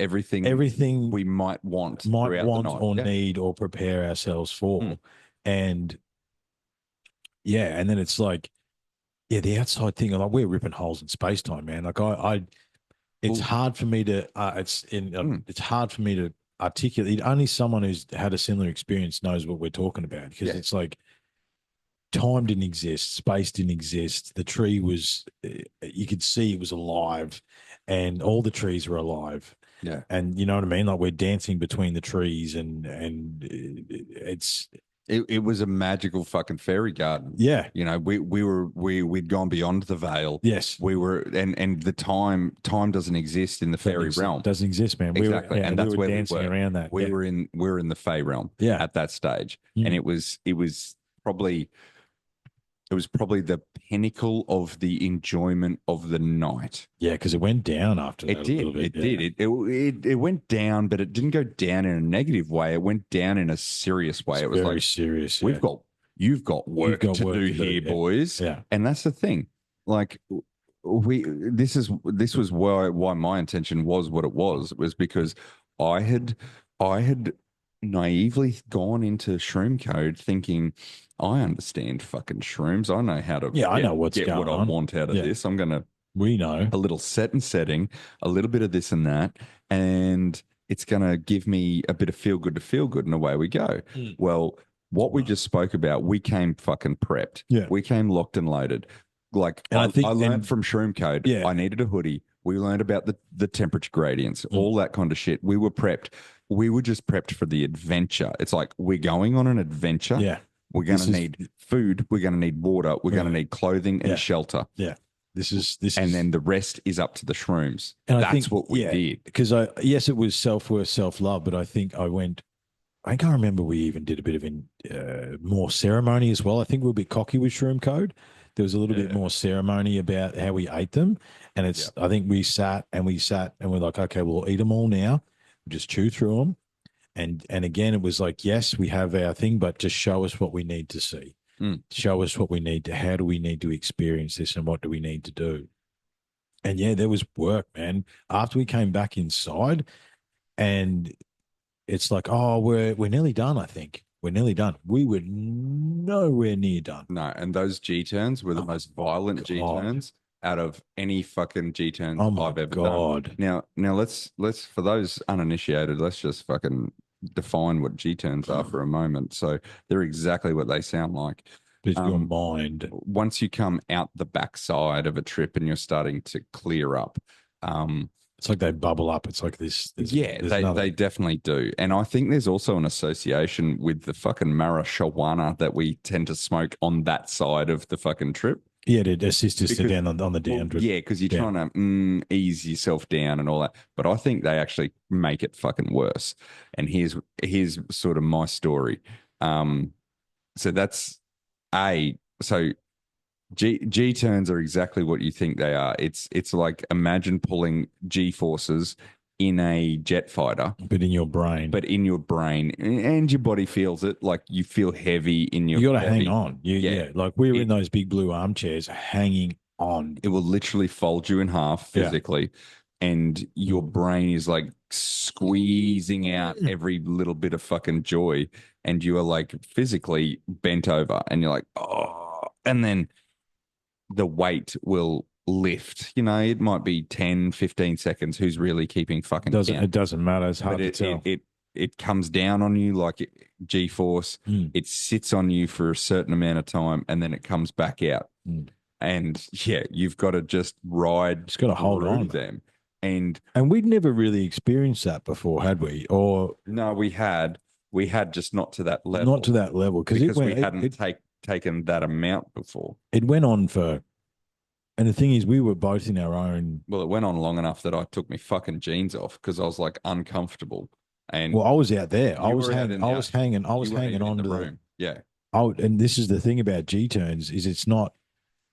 Whilst it's a shared experience, it's not at all, because like your brain will take you in weird places as well. Like, And during those times of stress, like where you're literally enduring an uncomfortable situation. It's not pleasant. no, And no. you're in an open-minded fucking shroom state. Your brain is fucking going everywhere. You're thinking about every painful, awkward, uncomfortable scenario that you've ever been in. Like when you lay awake at night and you relive every fucking mistake you've ever made, Yeah. you know, and you repeat all the scenarios over and over in your head when you're having one of those nights. Yes. It's kind of like that, except you are more powerless. You can't escape it. You can't do anything. You can't do anything. And No. talk about like fucking accept and learn and move on. These are the moments that's where the death I of found ego some of the occurs, death where, of ego. where all yeah. of that you drop the importance on some of these things. Like, And the G turns, I don't know about your experience, but my experience was like in some instances when you're going through these embarrassing experiences and they're rising up, the G turn wouldn't let go until you did. yeah, Until you went, okay, it's all right. I won't allow that to affect me anymore, or whatever it is, whatever. just move on. I'll just move on. Just move on. I'll There's just let it nothing I go, can man. do There's about it. nothing I I've can learned the do. lesson. I let, and then it'd release you. Yeah. And then you're like, oh. And there was moments, as I say, I walked into you wearing Y fronts from the 90s, dude. I'm like, what is going on? He's like, dude, I can't. I'm like, okay. Are you okay? You're like, yeah, I just, Good. I just had to take my jeans yeah, off. it's okay. And I'm like, Shroom okay. said, take your Yeah, jeans it's off. cool, I said, man. okay. But see, and I wore parachute shorts for that. That was my risk. It's like, okay, I can get down to these shorts and I'll be okay. You know what I mean? Yeah. But yeah, those G turns were something else. And that, if from, the Sanctum trip really ended a little bit, not low, but we were spent. No, we were spent. We Yeah. were spent. We were spent. I was like, it had been fun. We'd spent a lot of energy. Yeah. We'd had the most crazy visuals we'd had. Like Yeah. I had a lamp bow to me Yes. at one stage. Yes. Yeah. So we'd had the craziest visuals that Uh-huh. we'd had apart from the DMT that we'd been on. We had some big ups and downs, fucking Big highs and ups and lows, downs. like Big, happy, sad. Yeah. A very transformational experience. Well, is we're sitting in the product product of that. Yeah, That's exactly. like within a week of the Sanctum thing, And I mean, look, it must be said as well, we're both 20 kilos lighter. We're both, you know what I mean? I think if we zoom out a little bit on where we were 3 years ago when we started on this journey outside of everything else, as to where we are both now. Yeah. I mean, this is the old feeling is healing. This is the original one. Yep. This has never been as loose on me as it is right now. Yeah. And that's from when I that's bought from it. back when we were cycling. Yeah. That was our cycling days. Yeah. And that's when I made these, and it's never been as loose as me as it is on now. Yeah. And it's like the transformational mental, physical, spiritual, dimensional changes that we've gone through because of the deeper understandings that come with experimenting and honoring, I think, psilocybin, right? Because we didn't honor it the second time. And definitely not. And we honored it the third time. And then that was the most, the most transformation has happened in the last 18 months, which is the two times where we learnt and then we evolved and then we re-engaged, and we are products of that here now today, you know, and there's so much stuff like that that we could talk about, but I think yeah, man, it's the sanctum thing was, as I say, was the next week. And I remember I was sitting in that corner Mm-hmm. because that was my chair in that corner Mm-hmm. over there, right? And I remember looking at this key. This key, remember, was Yep. hanging on the wall up there. Yep. And I'm like, I really love that key. That key's surrounded by a light blue wall. I fucking hate light blue. Like, but the couches are blue and everything else, like everything else informed the refinery off the blue wall. Yep. And it's like, well, it's all coming down. Everything in here I had settled for. Yeah. I hadn't chosen. No. I had settled for. Yeah. Time for that to change. Time for that to change because I'm worth more. Yeah. It's like, who am I? You know, what is UTC and what is UTC 3.0? And who am I if I don't honor who I am to be, who, you know what I mean? If I'm the quasi leader of this, whatever this is, it has its own energy now. It's your podcast, dude. You're the leader of this podcast. I know. Well, I don't. I know you like to be humble, but it's okay. It's your podcast. Then I need to be who I'm supposed to be to do that. Yeah. You know what I mean? You need to call some shots. Yeah. You need to have the confidence to call your own shots. Yes. Exactly. And it's like, but I also need to be the physical manifestation of myself as well. Yeah. To represent it, which is what's happened the last 12 months. Mm-hmm. I think there was for me, the last. Well, how do you feel good about yourself? You gotta feel like you look good. Yeah. Like as in, yeah, you gotta look an acceptable way instead of being a fat slob. Yes. Like we both were. Yeah. Now I still remember when you were like, I saw a fucking photo of myself. How could you let me get like that? And I was like, what are you talking about, cunt? I'm fucking gross too. Yeah. Like, yeah. We're both gross. Yeah. I didn't fucking realize how gross I was either. Slowly. Until I fucking realized, and I was like, wow, I'm 115 kilos. Yeah, I look like a chicken drumstick. Like, what is going on here? Yeah, I was built like a grape. I'm like, I don't want to fucking look like this anymore. And that's when I fucking, well, to start with, I jumped on TRT. Yeah. Because it was in my, it came into my world. It was in your influence, yeah. It came into my world. It was easy enough. I learned how to inject myself and I fucking jumped Why did hypnotherapy? I jumped on a TRT dose and originally straight up made me feel great. Made me feel amazing. In 3 weeks, felt better than I ever had, which gave me the energy and the motivation to maintain the consistency that I required to achieve the goal. And then 12 months later, I've achieved the goal. I'm off the TRT now because I don't know. It wasn't that it wasn't doing anything for me. It definitely was. But in my mind, I was starting to complicate things. I was going to have to start taking like estrogen blockers and stuff like that. And I wasn't about to start doing blood tests and shit. It was just getting all out of hand. I was like, you know what? I'm getting old. I'm just going to be an old guy. It served its purpose. It helped me get a kickstart into what I required. I did it for 9 months. I'm done now. And to be honest, I was getting a bit over fucking jabbing myself with needles. It didn't get any easier. Like, yeah. So, I mean, I went a different path. Yeah. We both went completely different paths, but it was what was within our reach. Yeah. Because we did it separately. Because any other journey we'd ever been on, we did together. Yeah. And it was like, nah, this is important that I do this for myself. Yeah. And I don't include anyone else in this journey because it's only me who's accountable. I can't blame anyone. Well, I remember during Sanctum, actually, if I think about it, I remember we had all those snacks, right? We had chocolate and lollies and all that stuff there. And I remember looking at them, and I think I tried to eat some. And I'm like, the mushrooms, like, sugar is your problem, man. That is your issue. And you need to understand that issue and resolve it. And then, I got hypnotized and realized that my sugar addiction was based around the time I must have, like, I think it's like 10 or 11 or 12, somewhere in there. It was after I'd been molested and I realized what had happened to me.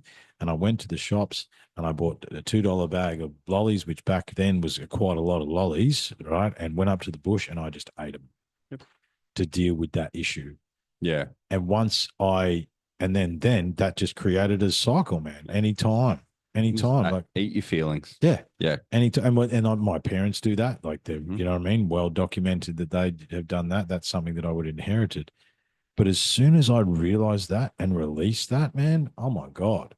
Yeah, man. Like I can't even tell you how much better I feel, Mm. because I'm free of that. But in order to be free of that, in order to see the way, whatever way what your way's been and the way's mine been, the mushrooms allowed that. Yeah. They They like definitely did. like I said, it's not a higher level of thinking, maybe a higher level of understanding. Mm. Because And knowing and understanding are two different things. And I understand mm, a lot more now. yeah. And on I that segue, I want to switch gears and go move for it. into this next section. Go for it.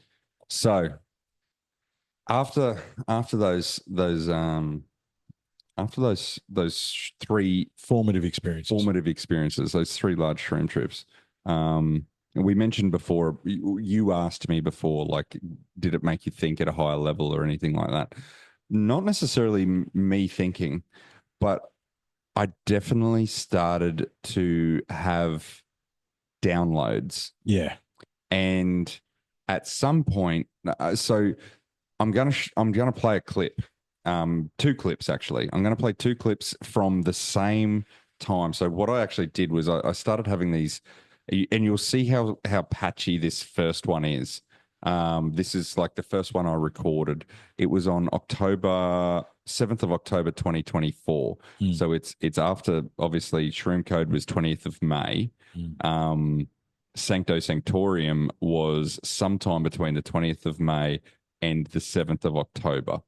Um, so yeah, I'm not, oh, hang on, 20th of May, 2023 and 7th of October, 2024. Yeah. So it's sometime in between there. I'm going to say we like about 6 months. So It's about 6 months 6 months, after yeah. the 20th of May is probably when Sancto Sanctorium happened. It Because was around my birthday, I think. oh, I felt, well, May, I'm going to put it late 2023. Or you reckon maybe early 2024? I think it like was early around 24. March. I think it was around 2024. March 24. Cool. Yeah. I'm happy. I don't mind. I think so. Because no, from memory, I think we used my birthday as an excuse to be left alone. Yeah. I think. Yeah, fair call. We probably did. Yeah. We probably did. So just a little bit of setup. The following voice recording I've recorded on my way to work. I'm driving on my way to work. And now sometimes I'll put podcasts on. Sometimes I'll play 1,000 different genres of music, whatever's fucking got me at that stage, And sometimes I'll drive to work with nothing. Yeah. Just silence in my own head with my own thoughts. Mm-hmm. And I believe that's what happened this time. And I was about halfway to work and I was like, I just need to get this out. And I'll play a clip from it now. Let me just line this up. And look, while he's doing that, my standard answer when building the studio was like, "Why?" Angus would go, "Why are you doing that?" And my answer was, "The mushrooms told me, man. Yeah. The mushrooms told me to do that." And Triff and I both understood that that was completely okay. Yeah. I'm blowing a fucking plug. How'd you do that? Just sitting Just there. sitting here. You My toes are so muscular Oh, that I'm just snapping. lost so much weight, and I've got such strength in I'm my so toes. flexible and dexterous, man. Anyway. Allow me to play this clip for you. Hopefully, this sound is all right. Yeah, just put it in. Only going to go see. for a minute or so.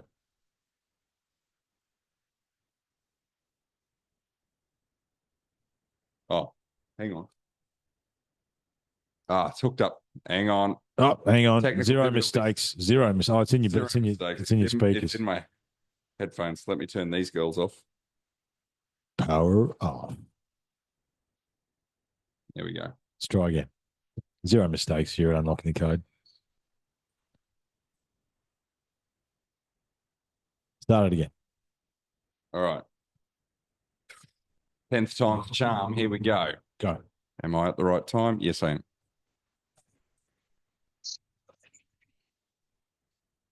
Through living a million lives, you can see how they got to where they got, and they're just It's just a failed development. And what we have to do as a civilization ultimately is decrease the number of failed developments down to, fuck, I don't know, do they want perfection? Do they want zero?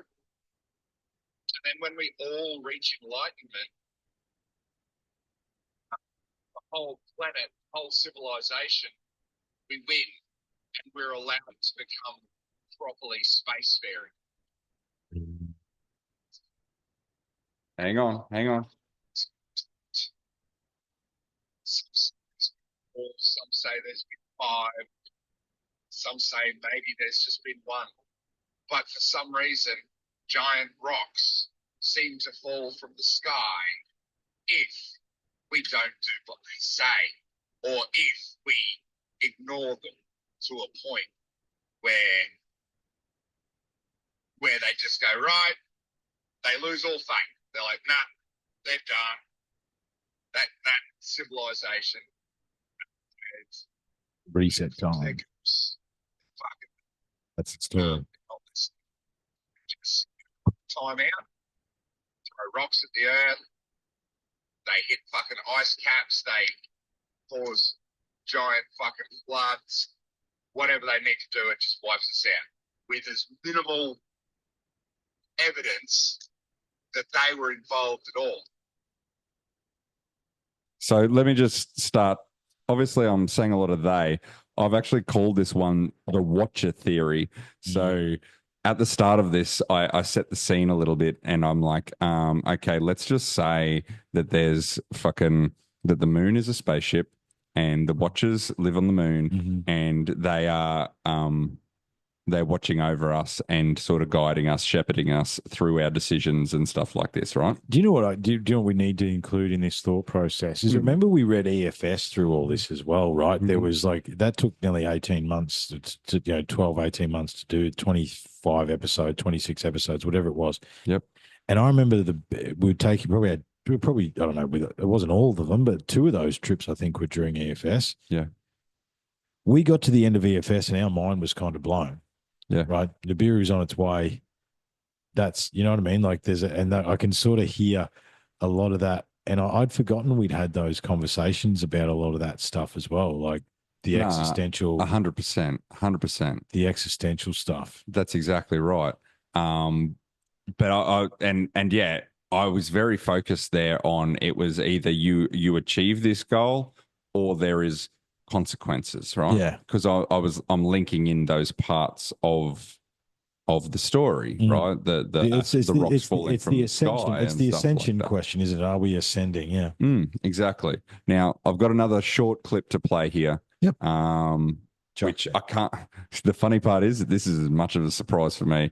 It meant something earlier when I was doing this, but I'm not sure what it is now. But anyway, let's end this section on this.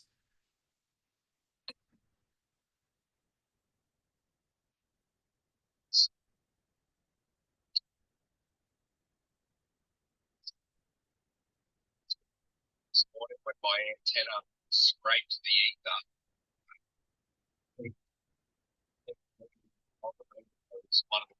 one of the bugs, like I was just trying to get the truth out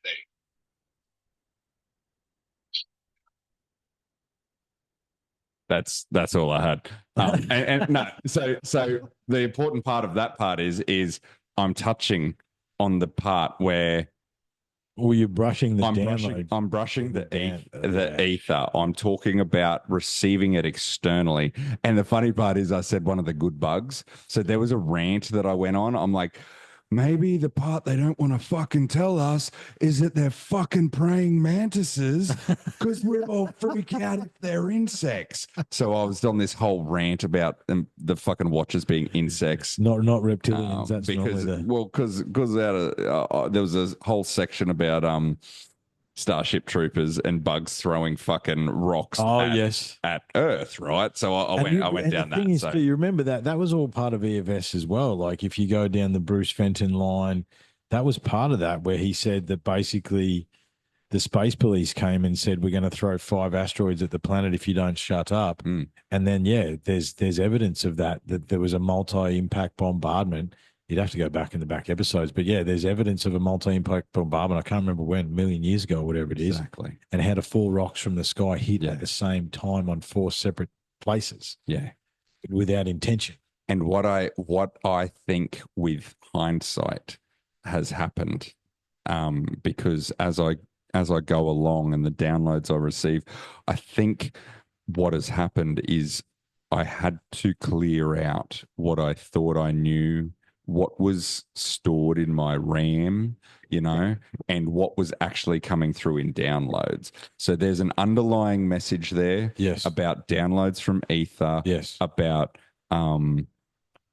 watches, take the watches out of it, about decreasing our entropy. Now, for the listeners at home, let me fucking find this for a second. Where did I write it down? Entropy is basically it's kind of like chaos. It's but to decrease your entropy is to order yourself more, to reduce your chaos, to find order in the chaos. A great example of it's also, entropy is also like a loss of energy from the system. Yes. So yes, that's the terminology. I was trying to think what's my interpretation of entropy, and it's things reach entropy when they're starting to lose momentum, and they fall apart. Yeah. So we freeze water into ice. If we just leave fucking ice alone in this room, it turns to water. That's it decreasing its entropy. It loses some energy and it changes into its natural state in this environment. It decreases its entropy. Sorry, that's wrong. That's entropy increasing over time. What we need to do is increase our order, is what it is. And I'll get to where I got that from later. That came from a separate section. Now, that was the drive to work one fucking sunny morning on the 7th of October, 2024. Now, the next month, you, me, 2 other gentlemen went on a bow hunting trip to northern New South Wales. Yes. Whilst we're on that trip, now this is what this was what we were referring to before when we were talking about mushroom trips.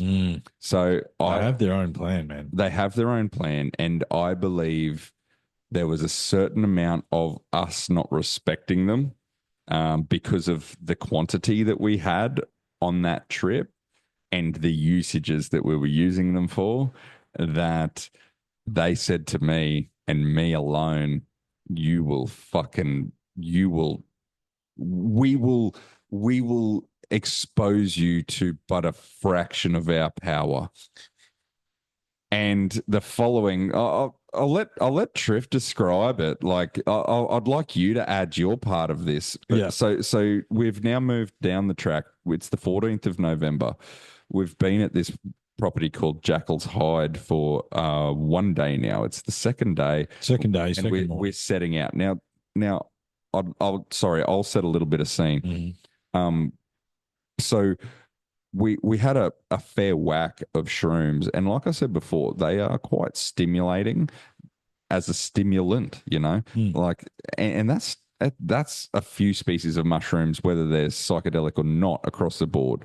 Like, you can buy lion's mane and stuff like that now to replace a lot of nootropics have mushroom in them. Yeah. Whether different they're variations of mushroom. Yeah. What's the other one? The cordyceps. Yeah, cordyceps lion's mane, cordyceps, mushrooms. There's two are the main two that aren't psychedelic, as far as I know. There could be ashwagandha is another one. Other ones. Yeah.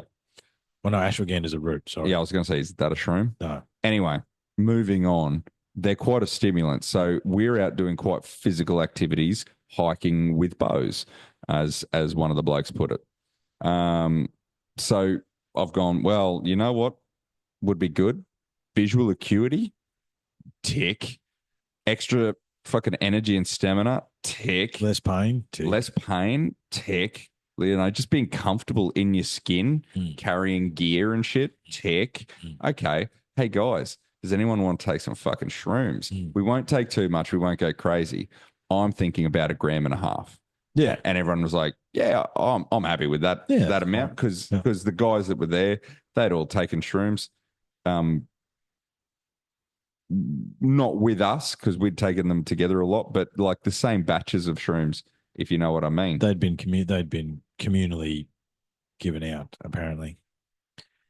But yeah, so Yeah, what? by someone else. Anyway, Yeah. I'll let you take it from there. Uh-huh. That was sort of it. I'll let you tell the next part of the story and what happened. And I'm just gonna rack up this little bit of audio that we have the here. audio. Yeah, yeah. No, look. So I think, yeah, I agreed to 1.5. I thought that was a good thing, and we took them, prepped our gear, and we set out. Pair went right. We went left. We had a rough plan on what we wanted to achieve and how the ground we wanted to cover and what we wanted to see.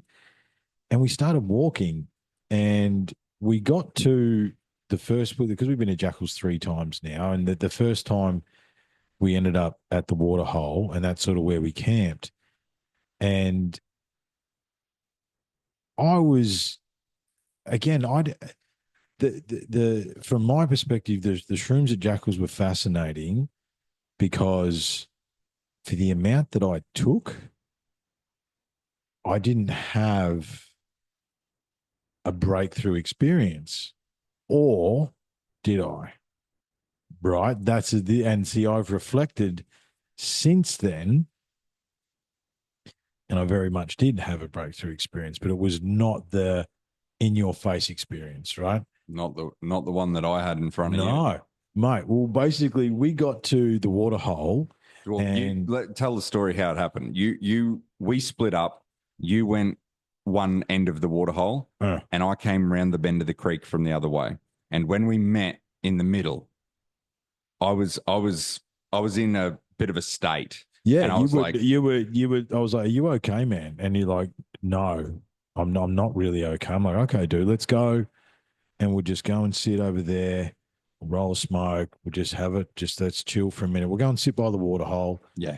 And because you're like, I don't want to hunt. I don't want to walk. I was drained. I don't want to do anything. It had done exactly the opposite of what I had taken the fucking shrooms for. I don't want to no do anything. I don't want. In fact, as I was walking along, I felt the energy leave my body. Once I reached a certain point along that road, along that journey, along the bank of the creek, I should say, I just felt with every step, energy was leaving my body, and I had to find somewhere where I could rest for an extended period of time. And then we're not hunting, we're not swimming, we're not doing anything. No, I'm not doing nothing. I'm laying down on that sandbank in the shade, and I don't know when I'm getting up. Yeah. And you're like, okay, that's what we're doing, sort of thing. So that's what we went and did. And because I think we both know each other well enough now. And look, I don't know how we need to have a conversation about the telepathy tapes and all that sort of stuff. Because I reckon don't spoil the punchline, dude. Okay. But we know each other enough now where it's like, because I've been like that, not in the same manner, not the brushing the downloads of the universe, but just, no, listen, man, I don't want to do that right now. And it's like, okay, we respect each other and enough to go, no, that's cool, man. This is what we need to do. Then I'll look after you. You look after me. You know what I mean? So that's cool. All right, cool. We're just going to sit down. So then what? And you were almost now what proceeded? You remember almost being you were non-verbal for a little while, eh? Bro, I couldn't. My body couldn't fucking do anything. I laid down. Yeah, on that.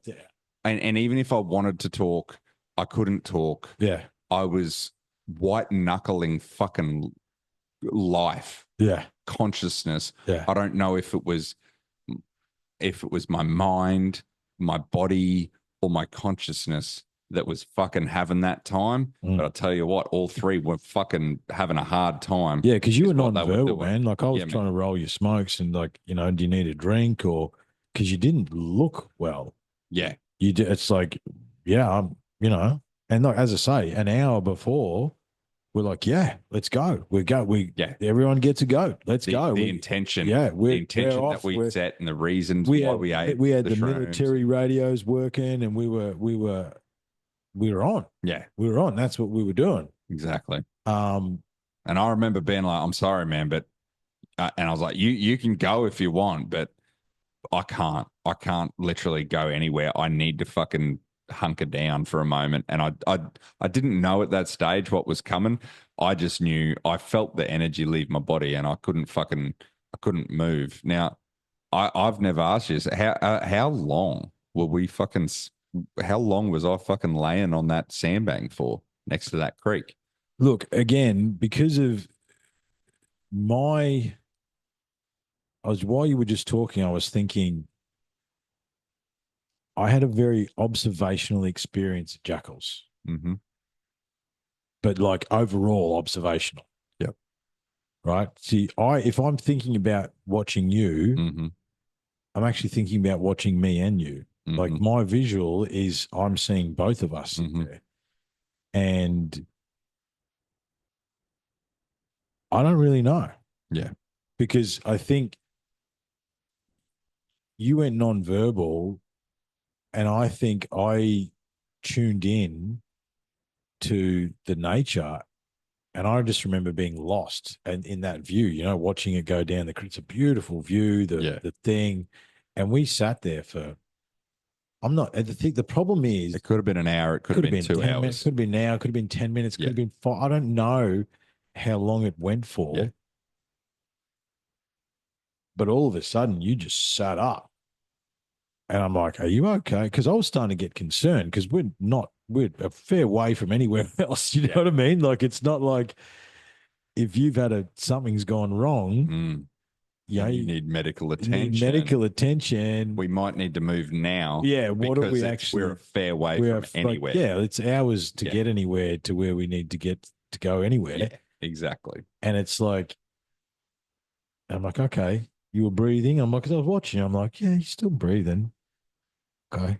There's no, you didn't look well, but once you're in the shade and you burrowed in like a bloody chicken or something, you know what I mean? And you found a spot, you're okay. Yeah. And then I think, I took 1.5 grams of mushrooms as well, dude. I think I went for a bit of a little fucking wander, mental the wander. recording you've got doesn't capture the conversation. No, we had an amazing conversation. Right, because I think I found my way. How I remember it is that we were sitting there in our own little energetic bubble, and and then you sat up and you had a drink and you're like, and then you can take it, but the conversation that the scratchings that we have. Well, this I don't even really remember what we talked about. Yeah. I remember talking about the download stream of the universe. I remember talking about it was. I remember saying it was like a 6-lane highway, and I stuck my head out over the guardrail, and I felt the fucking wind, and that overpowered me. Yeah, that's what I remember trying to explain it as. And you were trying to articulate that, and then I was like, there was so much bandwidth, it was overwhelming, and I was in a space to receive it. But if you said to me now, we've listened to that recording before, the one you're going to play. However, that didn't. The conversation we missed the best part. Like everything, it was interdimensional. We didn't hit fucking record at the right time. Until 10, 20, 30 minutes later. I don't know. All that great material that's fucking gone. It was, and it is gone, because I think. Yeah, I think when it comes to where we want to sort of keep going with this stuff, there is a. Don't skip ahead too far. No. Let's just play this track. Yeah. Now this is, it's 2 minutes. I'm going to play 2 minutes, of you, and this is it's us. You're there, but you can't really hear me. Last time you are quieter. Yeah, because I think you had it in your top pocket. I think you just. Yeah, I did something like that, or I had it sitting on the sand, but you were a little bit too far away. I had it closer to me. Yes. Definitely. And I look, for the first fucking 30 minutes, I was somewhat ranting. The part we didn't, because I was just trying to communicate to you what the fuck was going on. And I remember just like being like, it all matters, but nothing matters. Nothing matters, and everything I understand matters. it all, but I understand nothing, and that's the meaning, and that's how it works. Nothing is everything, and everything is nothing. Yeah, it was all over the place, but like there was some fucking there was solid gold enough that once I regained enough consciousness, I was like, we should be recording something. We need to capture this. And the funny thing is, if you remember before we went out, I said, do we take the recording gear with us? Because I had something. But would we have thought to set that up? Who knows? Who knows? It's hard to know. But anyway, here's 2 minutes. Take me back. Well, it's funny. Fuck. Wow.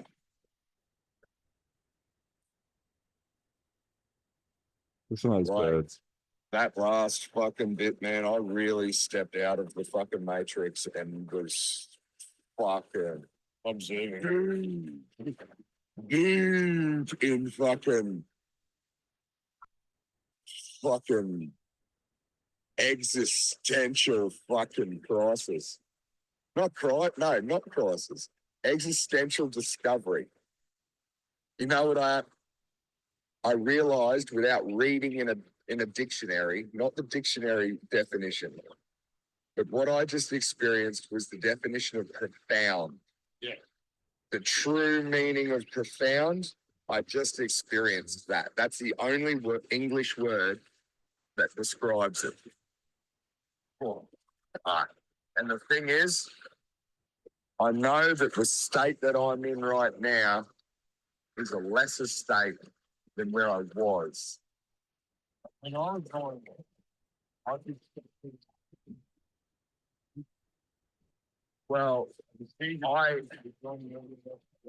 and what it made me think of was all the other people who have experienced this, in terms of whether it was through taking mushrooms or some other way. There is a fucking level your consciousness has been at. And that's part of the definition of profound, is understanding that. We're the first, because the first was so long ago, you know, that it's not worth fucking thinking about. It's not. The first was so long ago. It doesn't work that it's not worth thinking about. Right? So you can hear in my voice, I'm just fucking blown away. I'm just like, I can't even describe what's just happened, because all the answers and none of the, not none of the answers. All the answers are there, but I can't fucking put it into words because I'm getting all the answers. Now, if we compare that back to the other one, I'm trying in on the 7th of October with the watches. Like I said before, I still have a mind full of all the information that we've gained, created by humans, written by humans, by authors and stuff like that, right? And information we've read. I didn't spoken about, conversations, researched, that kind of thing. What I received on the 14th of November, it was not that. It was pure information. Yeah. There was nothing read. There was nothing. It was just that. And that's why I'm struggling to put it into sentences. And all I can do is use single words to try to describe what the experience was, not what the information was that I garnered from it. No. I was just like, holy dooly. Like that, it felt the best way I can describe it, apart from the fact where I was like, I stuck my head out over the Armco barrier on a 6-lane information highway, and I barely got the breeze, and that overpowered me.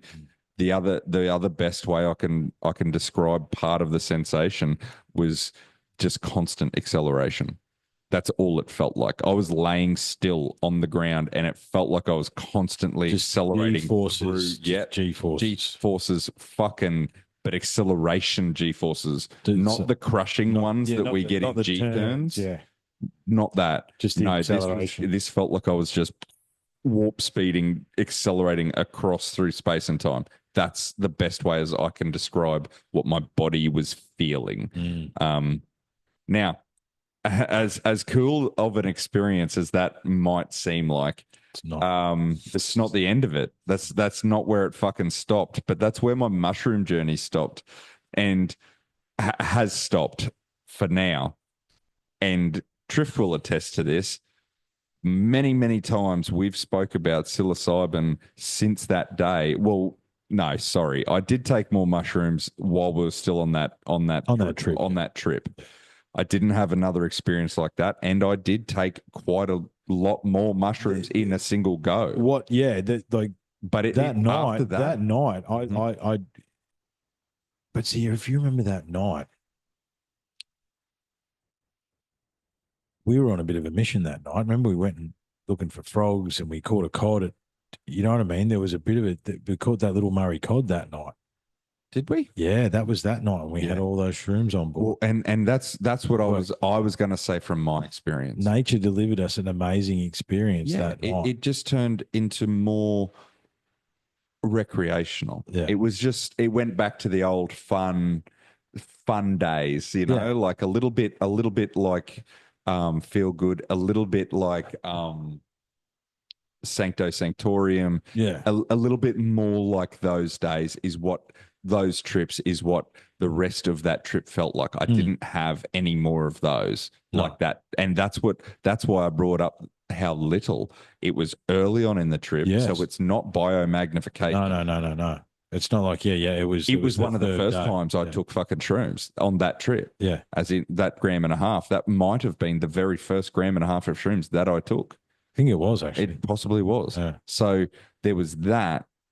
We took much more shrooms after that and had just fun, more recreational, but good times. But it was good times within the group too. So there was more than just recreation that were coming out of it. It was bonding and stuff like that was coming out of it as well. Amazing. Oh, great food. You know, you and I cooked the first night. Jace cooked the second. I don't know. Anyway, great feeds every single night. Every day, yeah. Just really good experiences of joy and fun and stuff. And that little Murray cod was so cool, man. I'd never seen one. Yeah, he was talking to me. That's right. Oh, yeah. That's right. I talked to a fish. And yes, there you go. Because it. Yeah, remember? Right, I remember now. We were all high, and we were sitting in the rapids, and we caught that fish, the Murray cod, and it baby just cod. stayed in that little rock pool. Yes, and chilled there, caught its breath, and then fucked off, sort of thing. But in that moment, no, you boys left me because I was having this existential experience. Talking to the cod. Yes, because I'd never seen one in real life. It was to do with my grandfather, and you boys are like, you need to finish your minute with this cod. I'm like, yeah, thanks. And like, I don't know what time of the night it is. I'm sitting in the middle of rapids in a river in northern New South Wales talking to a cod. At like 8 o'clock at night. For all we know, we have no idea. I have no idea. It was dark. I remember we all had torches. Yeah, it was dark. And I remember that experience with that cod. Like it would actually like hug my foot and stuff. Like it lived next to my foot. And then I remember sitting there and I'm freaking out. I'm like, oh no, you're stuck here. Like, you need help to get out. But no, that was the cod telling me it was time. Because I went, oh, do you need a hand, mate? And he just goes, whoop, whoop, and he was gone. Like he never needed my help ever. He did, but that, we talked to the fish, and then we went and talked to the frogs. Remember, we went and talked to the frogs. We went frog hunting. We went and talked to the frogs. That's right. Because we went up that fucking thing, and when you actually looked, you're like, oh, there's frogs all around us here. Hundreds of they frogs. were sat all around the banks because we went up this little gully. There was kind of a little creek with a water. There was all these different sounds. There was all these different weird frog sounds. When we actually stopped and listened, we were like, okay, there's that frog sound, and there he is. They were sitting out, and we were identifying all the different sounds. Here again, visual and auditory. That's the word I was looking for an hour ago. Auditory acuity, being able to separate out different frog sounds and then triangulate in on their position. Look at that. And be like, oh, there he is. Look at that little yellow and blue one. Yeah, look tiny at this little frog. Green and black one. It was really cool. Yeah. And yeah. So we connected with nature that night. yeah. Mm. No, so that was, dude, I'm so glad we've had this conversation because there's a lot about that last Jackals trip because we also made the decision on that Jackals trip that we may never go back to Jackals at that stage. Yes. And this was a decision made outside of any Everything any shrooms or anything like that. It was Our just time there is done. Yeah. I think we've grown enough as hunters to understand that whilst that property may be beautiful and it's nice to go to and you know we enjoy the rapids and sitting in there and the relaxation, because we've got better as hunters, we're starting to realize it's not a very good hunting property. Not a very good hunting property. No. Not at all. Not everybody gets a goat. And especially, well, and the fact of the matter is, I'm not interested in shooting goats. No. I want to bow hunt a deer. Yes. That's what I want to do. And That's there what is we always better wanted to do. country closer to where we were, Mm. to where we live, which leads me to my next part of the story. What time are we at, mate? Because I'm punching through this tonight. This is not a, nah, we're good. We're good, man. How long have we been going? Who knows? Who knows? It makes Welcome back, listeners. Fucking strap in. Makes no difference. All right. So saying we're on to post Christmas. It's December 28th. At this stage, I've been back for about a month, a bit over a month now from my last hunting trip, and what I just said was what I'd made the decision to do. I was like, I'm going to hunt areas closer to my house that I can do more regularly. And we need to execute. We need to execute. I think the Jackals thing is like, did we execute to the best of our ability that we knew at the time? Yes. 100%. Were we successful at all? No. Does that need to change? Yes. Yeah. Are we both ready to take that next step to get this done? You know what I mean? Mm.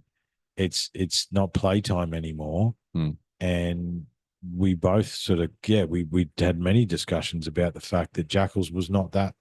We need to move on, man. And part of the lesson that I learned over the last 12 months, sorry, about when we were talking about losing weight just before, was that consistency is key. Yeah. If you wish to get better at anything or achieve a goal, you have to be able to do it consistently. Now, going for one hunting trip once a year, although over those 4 days of uninterrupted hunting, we do learn a lot in that time. A lot. Yeah. We also it's not consistent enough. And that's what really came out of our last trip for me. Mm. So we have a lot of public land near where we live, and the realization that I had is I can hunt without a bow because there's so much to what I want to achieve, as in I want to hunt deer, so I can consistently stalk deer on these lands where there are plenty of sign, plenty of deer, without hunting, and that's absolutely not illegal. I can absolutely do that, not a problem. Hence why that's what I've started to do. And the next part of the story, I was actually on what I call a deer drive. So I've got a path where I go.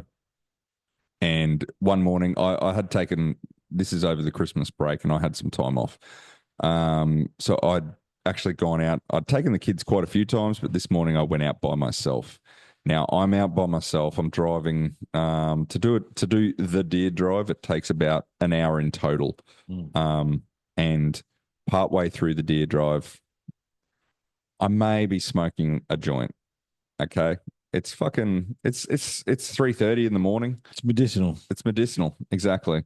No one's around. Sun's just coming up. It's all good. So here I am, smoking this joint, and I get another fucking download. Now, at witching hour, see? At 3:30 in the morning. Exactly. Yeah. Sun's coming up. No sound around me. Just I'm completely focused on the task at hand. And that morning, I actually saw a deer. It was a young spike on the side of the road, like maybe a 3-year-old spike. He had he had a bend in the spikes, sort of thing. He was about to branch out. Probably the next year he'd branch. Anyway, and these are red deer that we're looking at. So I saw him and I came home and I was like, I need to write this shit that I just had in my mind down. And now thinking back, you need to understand that during these episodes, I don't remember that I've had these previous ones. It's only going back creating this content that I'm like, oh, I've got fucking recordings where I've done this shit before. Yeah. So when I wrote this down in this next book, it's not a recording I can simply play for you, but I'm going to read some things that I wrote. Now, where's the hang on a second. I'm just going to show you something. Oh, technology. Yeah, a little bit up, but it doesn't want to focus on it. Yeah, it's a bit bright. It's a bit bright coming out. It's too bright from the OnlyFans light. Let me describe what's going down. UTC After Dark's coming too, but that's not. So that guy up the top there, his name is Fracti. I can see fractal, yeah. The plural of fractal. I don't know if it is, but that's just what I fucking called it because it's my guy. Okay. Well, no, so I don't care. Part of UTC3 is we're bringing the dictionary back. Yep. And I'm going to write down fractal right now. It's a multiple of fractal. So it's fracti like cacti. Yeah. With two eyes. Now let me explain it for you for a second. He's got a Earth as a head. He's got Earths as eyes. He's got Earths as fingertips and Earths as toes. See it as you will, whether these are all the same Earth, different Earths. Seems like a multi-dimensional reality. Interdimensional beings, who knows? But this was how my brain wanted to display it that morning. I came home at 4 o'clock in the morning. I sat down and I wrote all of this crap, all this info. I just had to dump it out though. So I'll start by saying at that stage, I had I was in two minds. I was like, this reality is either digital or it's biological. And let me explain what I mean. And then later on, I said, or maybe it's digitally biological. Ooh. So put that in the dictionary. It's digitally biological. And the reason I was going with the biological, and this goes back to fracti, right? So if we imagine ourselves to be like nerve endings, sitting side by side in the fingertips, right? And what do nerve endings do? Nerve endings they're data collection points, aren't they? They're one of our biological. They're one of our senses. They make up one of our senses. Yes. And if we're thinking about things fractally, what if a nerve ending had a life? Because what are other things that nerve endings? What do our cells in our body? What are they able to do? They're able to reproduce, just like we're able to reproduce, right? Now, it'll probably jump around a little bit because I just wrote stuff down as I just give put it to this us out. So, what if we are biologically self-sustaining monitoring devices? Okay, because this is my way of trying to explain the universe experiencing itself. Yes, you're the meat suit experiencing. Yeah, you are the universe experiencing. If the universe wanted to experience itself and the different experiences that are available within itself, isn't our meat suit a good way of doing that? Like, we have a large amount of things that we can do to experience, and we also have emotions that we can feel, and we can overcome adversity and experience the joy of achievement. Yes. Right? So how good did we feel when we lost that 20 kegs? You know what I mean? Yeah. Pretty fucking good. Yeah. Feel pretty good about myself right now. I look good. I feel good. Yeah. It brings me joy. It brings my family joy. It brings me joy to see my influence on my eating rub off on my family and stuff like that. All of Absolutely. these things Yeah. are bringing me joy and happiness and love through overcoming adversity. Absolutely. Yeah. And I find that that is the message that seems to trickle down through what the meaning of life is. And that's what this keeps telling me. So I'll just branch out. I'll tick off some of these things here, right? So these are the things that I wrote down. I was like, is this a computer simulation? Like, is it a model running program? And by changing one variable at a time, we're able to get the same thing, the same entity to experience different possibilities. Like, look at movies. Like we're touching on this in our pop culture these days, Yeah. like Doctor Strange and the multiverse of madness. And all that and sort of stuff. the millions of different possibilities. Well, the that we math could live. suggests that we are in a matrix. The chance that we're not in a matrix is billions to one or something like that. But what does that actually mean? Like that, the digitally biological is very fascinating. Well, and I know you love your quantum computing, right? Yes. And we're all aware of the thing that Rogan's been talking about lately, where it needed to access multiple universes to do the calculation. There was a calculation so difficult that if there was the computing power of every single fucking atom in this universe, it would take 1,000 years to complete that fucking calculation. And it managed to do it in 4 seconds or whatever the total was. The time was, yeah. So that in itself was proof that there's multiple dimensions. It had because it was able to access and utilize all of those dimensions to create that. So what I wrote before hearing that, what I wrote this morning on what fucking date did I say it was? December the 28th. Yeah. And check back to whenever that Rogan episode came out. Just for the record, Angus has kept me up to date. He's like, now listen, I want you to know that I wrote this on this day because the next sections we'll get to some of the Rogan episodes that have come out afterwards. Yes. So yeah, I can confirm that this stuff is written prior to general knowledge of understanding of what you're writing about. Yeah. So one of the statements I made was quantum computing, life simulation. I put life in brackets. Life simulation program generating data by running multiple variables at a time across different dimensions. Okay. So if you think, and that statement alone explains the afterlife, it explains multiple. Say it again for me. Quantum computing life simulation program generating. This is like me saying what our existence is, what the universe is. A quantum computing life simulation program generating data by running multiple variables at a time across different dimensions. So let me just unpack that for you for a second, right?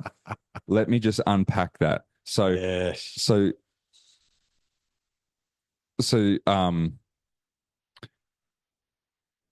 where do I start? So the reason, okay, past lives. Let's go to past lives for a second, right? When we start talking about different dimensions, a lot of the conversation now is that there is no fucking time, right? And you said before about telepathy tapes. Yeah. Fucking wait till we get there. That shit, that's just going to make you go, yeah, well, you barely scratched the surface, and these kids fucking described it better. So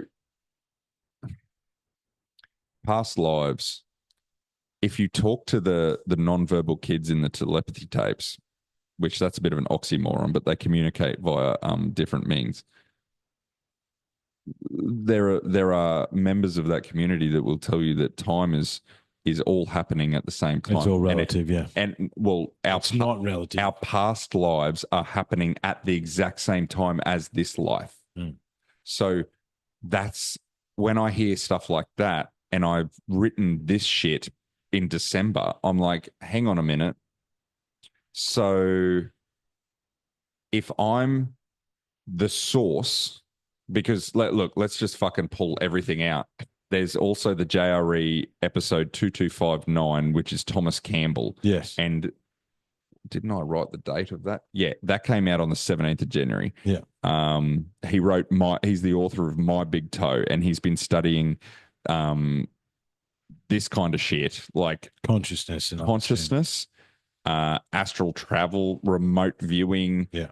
all that stuff in a scientific manner for like 35 years. Yes. Right. So when that episode came out, I was like, Everyone listen to that if you haven't. My Big Toe. My brother. Thomas Campbell. Episode 2259 on JRE. And Yeah. My Big Toe, it's theory of everything. Toe stands for theory of everything. And I believe I got a download that, well, I've had several downloads that is leading me to believe that was the first one on the 17th of January. That there is like, he's very fucking close to under, like, he's been studying it for a lot longer. I've had like a couple of downloads, right? So anyway, what I was getting at was if the source energy that has created everything, call it God, call it the universe, call it whatever, source energy, we are all part of that source energy. We are just fractals of the source energy. Fracti. Hence why we are sons of God, etc. We are Fracti is source. Okay. That's who Fracti is. Oh, okay. That's my new name for God is Fracti. Yeah. Anyway, so if Fracti has the power of quantum computing, right, has the ability to access the power of quantum computing and wants us to lower our entropy to experience fucking joy and overcoming adverse conditions and all this kind of shit and love and stuff like that. Well, of course, it would run all of the variables at the same time. And the variables, though, in a scientific way, you want to keep them as singular, because otherwise you change. If you change the experiment by too much, you're changing it into a completely different thing. Yes. You're not measuring that. No. You're not measuring the difference. So hence good, bad. Well, hence matter. Hence why. Universe, source. Hence why we've all had so many, like, hence if we all have fucking past lives or other lives, interdimensional lives, that are all happening simultaneous to one another with just one variable. Yeah, one little thing of the dial. Each thing. Have you ever had that dream where it's like it's your life, but it's not your life? Well, you know, what's crazy is just recently. No, I haven't. I've never had that dream. Yeah, it's always my life that I'm dreaming in. But just recently, because I fucking quit smoking, dude, the fucking vivid dreams I've been having. I had the flying one again. Like, oh, did you? The flying one that I had when I was a kid. Like, I have like a list of maybe 5, let's just say 5 to 10 recurring dreams I've had across my life. And I learn a little bit more every time I do it, and I get a little bit better every single time I do it, sort of thing. And yeah, the flying one that I refer to, astral travel, almost. Yeah, well, no, yes and no. This is literally just me fucking flying like someone out of X-Men, right? But I have to do it with my mind, and if I try too hard, I can't go up. I have to allow it to be. And it's in my primary school setting from my childhood. Still. Yep. It's still on the Oval with the same building. We had a big hall at the edge of our Oval at the top of a hill. And that's where I take off from, because it's a little bit elevated over the Oval, and I fly out over the Oval and I come back. Now, last time I did it, I simply, it was like a revisiting an old friend. I flew out, I turned around, I came back, I fly over all the children's heads, kind of thing. Tell me the meaning of that in the dream books. I don't know. I fly over all their heads, I come back, I landed, and I popped out. I was like, it was like I said, it was revisiting a friend. I've flown onto the roof before in past dreams. I've flown into the tops of the trees before. Like I've turned around, come back, and got it so right. Didn't try so much that I've flown up into the fucking trees that were up above, towering over the hall. Anyway, that's like, yeah, I haven't been in someone else's or my life, but it's so different that I can discern it from my current life. I haven't had that experience. I've had a fair few, like not recently, where it's like, and I like your analogy. It's like just the click on the dial. You know what I mean? Because it's like, hang on a minute, everything's pretty similar, but it's not right. You know what I mean? And like, you know, when you talk about working within your dreams, lucid dreaming, that sort of stuff. I've done a lot of lucid dreaming over the years where I can wake up within the dream and go, hang on a minute, this is not, I want out. I'm done with this. This is, no, this doesn't serve me anymore, and I'll pop out. Yeah. But I find with those dreams where it feels like it's that one click, me being me, I start asking questions to people. And it's like, then they'll go, well, what are you talking about, man? So, well, hang on a minute. This is, you know, like you've got blonde hair, or, you know what I mean? Something weird like that. You know, it's like, hang on a minute. This is not right. And you ask too many questions and you get kicked out. Yeah. Because that's not the version of you in that world. Your version that's you in that world is different. Just because you're looking through your eyes of that dimension doesn't mean that that's you. You know, and that then leads to the thing is, well, are we asleep now in the other dimension? Yeah. You know what I mean? Like, are we asleep now in the other dimension, or you know, is this the source meat suit, and you know, is the 3-dimensional suit the source meat suit, and so we're awake for 12, 14 hours a day? Have we slept twice in 2 other dimensions, or you're trying to put a meat suit explanation on it, and you can't. It doesn't. No. It doesn't work. We're all the source consciousness. We are all the source consciousness. So it's one consciousness. So you in another dimension, it's still the same consciousness because my consciousness and your consciousness are the same. Yeah, that's it. Everything is nothing, and nothing is everything. You're trying to put meat suit meaning into where meat suit actually don't fucking matter. Yeah. We're talking about consciousness now. It's all the same consciousness. But what the source has done has fractalized its own consciousness up into all these separate little parcels and convinced those parcels that they're separate. Yeah, they're individual. That they're individual. So as they will go out and live the simulation and experience the experiences. When the real thing is that we're all connected by the mycelium anyway, and I think the mycelium are a separate connection.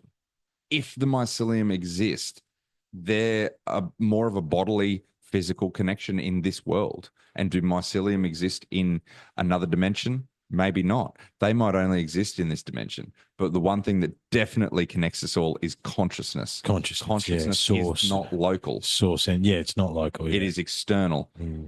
The brain and the mind are part of the meat wagon, and consciousness is external. Well, I mean, that's, you know, in the time that we've done this show, if we talk about mind and consciousness, they know that there's, I can't remember the numbers, but there's neuroreceptors in your heart and there's neuroreceptors in your stomach. You don't just have neuroreceptors in your brain, right? You've got neural receptors in multiple parts of your body. So where does your consciousness lie? It lies within them all, I suppose. It lies within none. They are all receptors, and that is all. You know what the meat wagon is? The meat wagon is the salt and pepper and the spice. You can flavor your part of the consciousness with the experiences and the personality that your meat wagon has. And sometimes the fucking concoction is just right.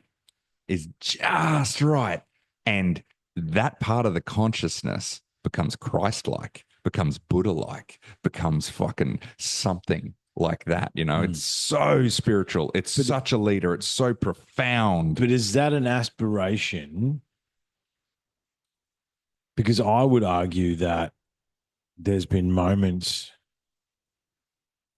during our adventures that I have felt that. Felt what? The profundity. You know what I mean? I could start, we got to fucking record. Everything's nothing and nothing is everything. And I know and you know and everybody knows, but no one knows and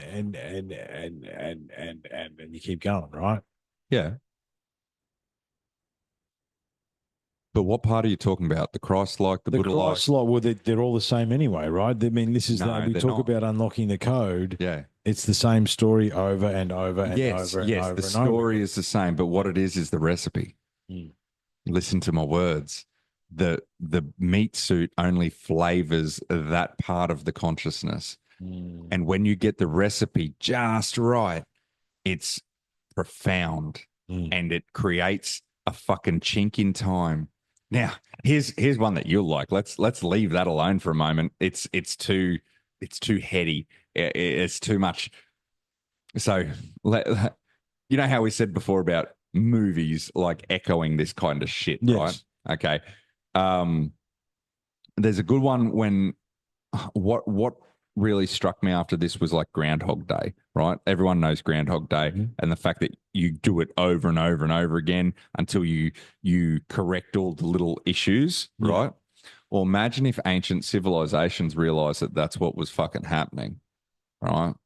And they knew that they would die out and they wanted to, across the boundary, communicate with the next guys when they reach that level. So they wrote it in stone. Be able to identify it. No. Yeah, exactly. So like some of the shit I wrote at 4:00 in the morning, ancient ruins are people who believe they discovered this information, who tried to leave behind a message for the next version.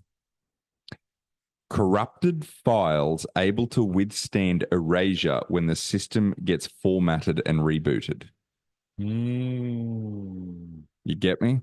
It's still there. It's still there, even though you have formatted that disk. Yeah. That motherfucker's still there. You weren't able to get rid of it. And it echoes through the time. And if you think we've observed over the last 9 years or whatever it is, that in order for we've watched our technology accelerate. As our technology's accelerated, our level of understanding has gotten deeper as to how large that ancient advanced civilization actually was. We would not know that if we didn't make those technological advancements. Without those advancements, we wouldn't know. So do we have to make those advancements to know, or was it already there because it was imprinted in the history? Yeah, exactly. Or is it? And by making those advancements, are we reducing our entropy? Are we becoming more structured? Are we becoming more regimented? Maybe less chaotic. Less chaotic is probably maybe. Look, I think there's definitely it was a bit of a bump in the road there, obviously 2020 after, but there's does definitely seem to be, but again, we've got to be careful with bubbles inside bubbles, right? Because we're inside our group and we're inside another group and most of the groups agree, right? So everyone's inside their own bubble, right? That's the thing. Silos, yeah. We've got to be very careful of that. But perceptually, it does seem that these things are more accepted in a general manner outside of the bubbles that we exist in. Yeah. There's so many ideas now that you wouldn't argue against that don't bring the same ire or the same disdain or the same dismissal, even in our lifetimes, 100%. even since we've done this show. 100%. Like we were out there with some of the things that we said at the start. Simulation theory, fucking 10 years ago, that was fringe. Yeah. Like that was fucking psychologists and psychonauts, Mm. not psychologists, physicists and fucking Psychonaut. psychonauts that probably fucking were the only ones that were out there fucking around with simulation theory. Yeah. And look, I've got this. My vision had this biological twist. You know, it kept wanting me to emphasize the meat wagon side of things. And what I wanted, I've got another little phrase that I wanted to read out, and it goes something like this: it's simple monitoring cells in a much larger bodily system, monitoring local health by growing, reproducing, competing, and dying, all while relaying that as data to the health of that part of the system. So to go outside of simple digital computing, right? Let's think about healthy cells in a system, okay? Or in a body, right? What does something do when it's not healthy? It hurts, and it relays that message back to our brain. Yeah, fix this. Yeah. So we go to the doctor and we take some pills and we fucking kill that pain, and then we get it broken arm set, and then it heals over a 6-week period, and then we move forward, right?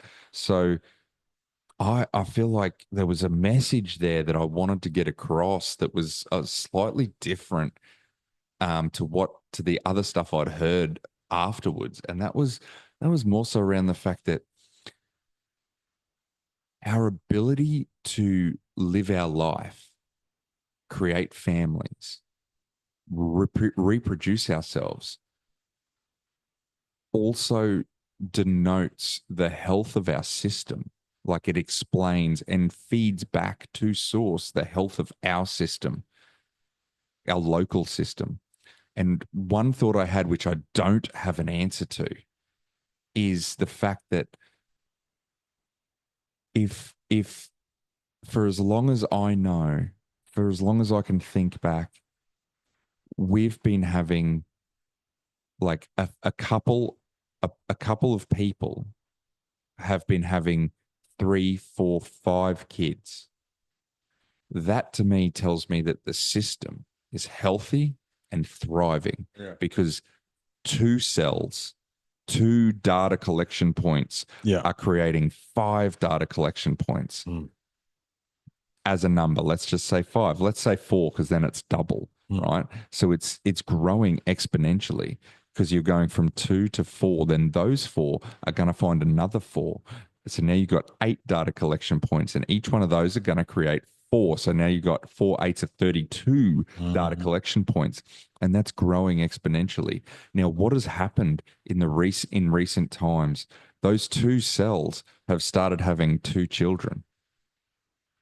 Yeah, there's the one of the things that we're not allowed to talk about is the fact that research tells us is the more educated we become, the less children we start to have. Yeah, that's right. Right? That's what our scientific research tells us. Who funded that? Was it George Soros? I don't fucking know. Yeah, probably. Right? I haven't looked into it. I'm plucking that from my background information, but I know that the more educated a country gets, the more educated a city gets, the higher earnings that people actually get. They don't have more kids. They actually have less kids. So that we're down to 2 per couple, 1 per couple, sometimes none. We're look, globally in multiple countries, we are below the replacement rate, especially affluent countries, Western countries in particular. So have we, as a global community, become unhealthy? Yes, that's what I don't have an answer to, but my download suggests to me that when I got the feeling of positivity and happiness and love around multiple children being born into a 2-parent family, and then the feeling of negativity and sadness around couples having below the replacement number, 2 or less children. It's like, well, if everyone's having 2 children, we're only maintaining the system as Yeah, it we're only is. just replace. Yeah, it's only And what does the source want to do? The source wants to create variables to experience things. If we're only maintaining a system, that means that system's broken. We're doing it over and over and over again, like Groundhog Day, if we're just maintaining it until we get whatever the fuck it was right. And then we can join back into prosperity and move on. What that answer is, I don't have, but that's just one problem that I've come up with. Yeah. And look, and I think that, so, yeah. Yeah. Now, I would like to just finish this off, man, because we've done a lot of time and we've gone through a lot of stories. Stuff. So I just want to finish this off. Yeah, let's do it. So, like I said before, after I wrote all this, look, I'm going to need a part 2 to this. Yeah, I don't know how much I've got left to give. We can talk about it, but it might, if I don't have an experience, I don't have anything new to say.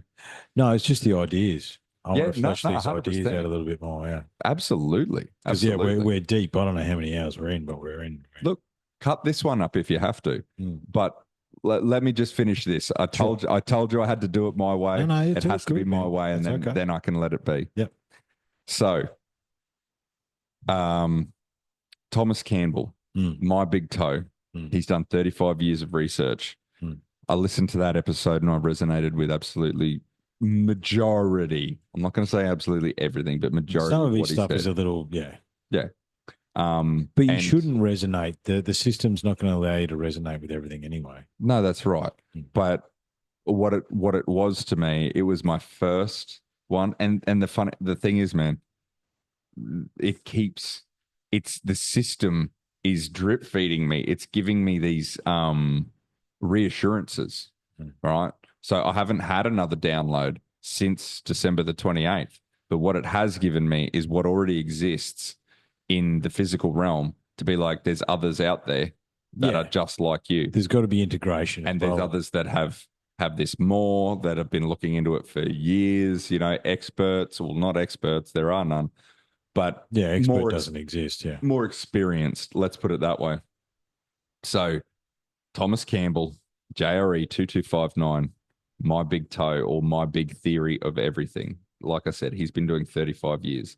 The next one that I got led to was the Gad Sad episode. Now, I've listened to Gad Sad episodes before, and I like people like him. And he actually describes it during his episode, that this very episode, most recent one of Gad Sad's on JRE. Yeah. He said something along these lines. He said, when I entered academia, I got so disappointed. Yeah, because he thought we'd have all these. I wanted to have tables of intellectuals, like Socrates and fucking Plato and all these polymaths, what John Dee and Shakespeare. I wanted to have, if Shakespeare even exists, he might be John Dee and Sir Francis Bacon joined together. Who knows? But he wanted to have all these minds at a table. And what he realized was he was surrounded by specialists. Yes. No generalists. Yes. Just generally smart people who can talk about little bits on everything. So resonated with that, because that was my unlocking the code. It's like, man, we're going to create the show, going to get a heap of like minds together. We're going to mind meld, and it's going to be awesome. And everyone's going to get along, and rose-colored glasses. Like I feel that in my soul, because that's not what happened. No, exactly. And in academia, you get all these specialists, and in everyday life, you get specialists, and people get, depending on how much they can't function doing anything else. Yes, I won't say they love what they do. They fall into the routine of doing what they do over and over again. They know what they know, yeah. Exactly. And they feel safe and comfortable within that realm. They become more and more specialized. And unless you talk about whatever it is they're specialized in, they cannot talk about anything else. No, exactly. My best analogy for this is that I remember being at a golf day years ago now, and I ran into a dude who fucking made tins. Mm-hmm. Like there's tins, you know, there's how many tins are out in the shed, right? Someone's got to make them. Mm-hmm. And he was obsessed Yep. with making tins. Yep. And I'm like, okay, someone has to be, I suppose. You know, we don't get tins if someone's not obsessed with making tins. But that's all he could talk about. But I learned a lot about tins, but he had nothing else. Yeah. You know what I mean? As soon as I try to divert him into any other topic, and that sort of lends to, is it a simulation? Is it the Matrix? Because like that dude's come in and his experience is that he can tell me the 15 variations of Milo tins over the last 12 years. Hmm. No one cares. No, none of us care. No one, yeah, he does. But maybe the source consciousness does. Well, he cares. Yeah, the source consciousness wants to know about Milo tins. And then because it's so locked in, because of his personality is so locked in, is he going to be a Christ fucking consciousness? No. But is he an important part of the system? Well, he's got to make the tins. Because he's a variable. Yeah. He is a variable. And then with that locked in-ness, you click one other part, leave him fucking in millions of different iterations. He's the Tin Man. Making those tins. He's Tin Man. Yeah. But that Tin Man finds love. The Tin Man doesn't find love. Yes. The Tin Man has children. Yeah. The Tin Man doesn't have children. Yeah. All of those variations. All he they all exist the experiences same. love, death, loss, all of that in every single iteration. And that's what makes the source consciousness fucking happy, is to be able to collect that data. Now, during that episode, Joe, they talk a little bit about consciousness, and Joe mentions the telepathy tapes, and that name went over and over and over in my head. And when I brought it up to you, you actually had a very similar reaction to what I had, because I said, "Have you heard the telepathy tapes?" And you were like, "Which ones? There's fucking like lots of them." Yeah. And I knew the picture that was in your fucking mind when you said that. Well, this is what I wanted to talk about, because I think we experienced telepathy this afternoon. Mm-hmm. I knew what picture was in your mind, because I think we both had the same idea about what the telepathy tapes was. Madame 'Cause at that Blavatsky stage, and blah, blah, blah, blah. I didn't realize it was a podcast. That was Called the The name Telepathy of a Tapes. podcast. Yeah. Until I looked it up. Yeah, I thought it was famous telepathic people throughout time. Yeah, and channeling and blah, yes, blah, and blah. it was recordings Yes. of them channeling things. Which we've listened to. We Yeah, both and there's that other guy. It's fairly modern, older guy. He claims to channel a certain alien. Yes. And he sits on stage and he answers questions and all that kind of Yeah, shit. there's a lot of them, yeah. All of that kind of shit is the kind of shit that I had a picture of. Yes. And then I listened to the first episode and I realized let me just read this out so as everyone can jump on board. It's by Kai Dickens. She's a documentarian, and she's partnered up with a scientist by the name of, Dr. Diane Hennessy Powell. She is a neuropsychiatrist. And what they're actually looking into is non-verbal autistic children. And when I say children, they could be, some of the examples that are in these tapes is from like 4 or 5 years old up to like 25 years old. Yeah. Right. And episode 1, look, I'll give Kai her dues. She's put this together. She's curated this very well in terms of like, as far as a hyper-produced podcast is concerned, it's put together pretty well. Well, yeah, it's not a podcast at all, is it? No. It is a, reminds me of like radio theatre. Yeah, it's a multi-part documentary of audio. There is no video. It is what it is. And the way in which she put it together, like at the end of episode 1, when she is talking to Dr. Powell, and Kai has not experienced this kind of stuff before. So she's expressing her amazement to Dr. Powell, and Dr. Powell turns to her and goes, "Listen, all of the tests that we did today will not stand up scientifically amongst my peers, and we have barely scratched the surface yet." Yeah. And then she goes on in the following episodes. So you said you're up to episode 3? 3, yeah. Yeah. So she goes on in the following episodes, and every episode gets more and more crazy Mm.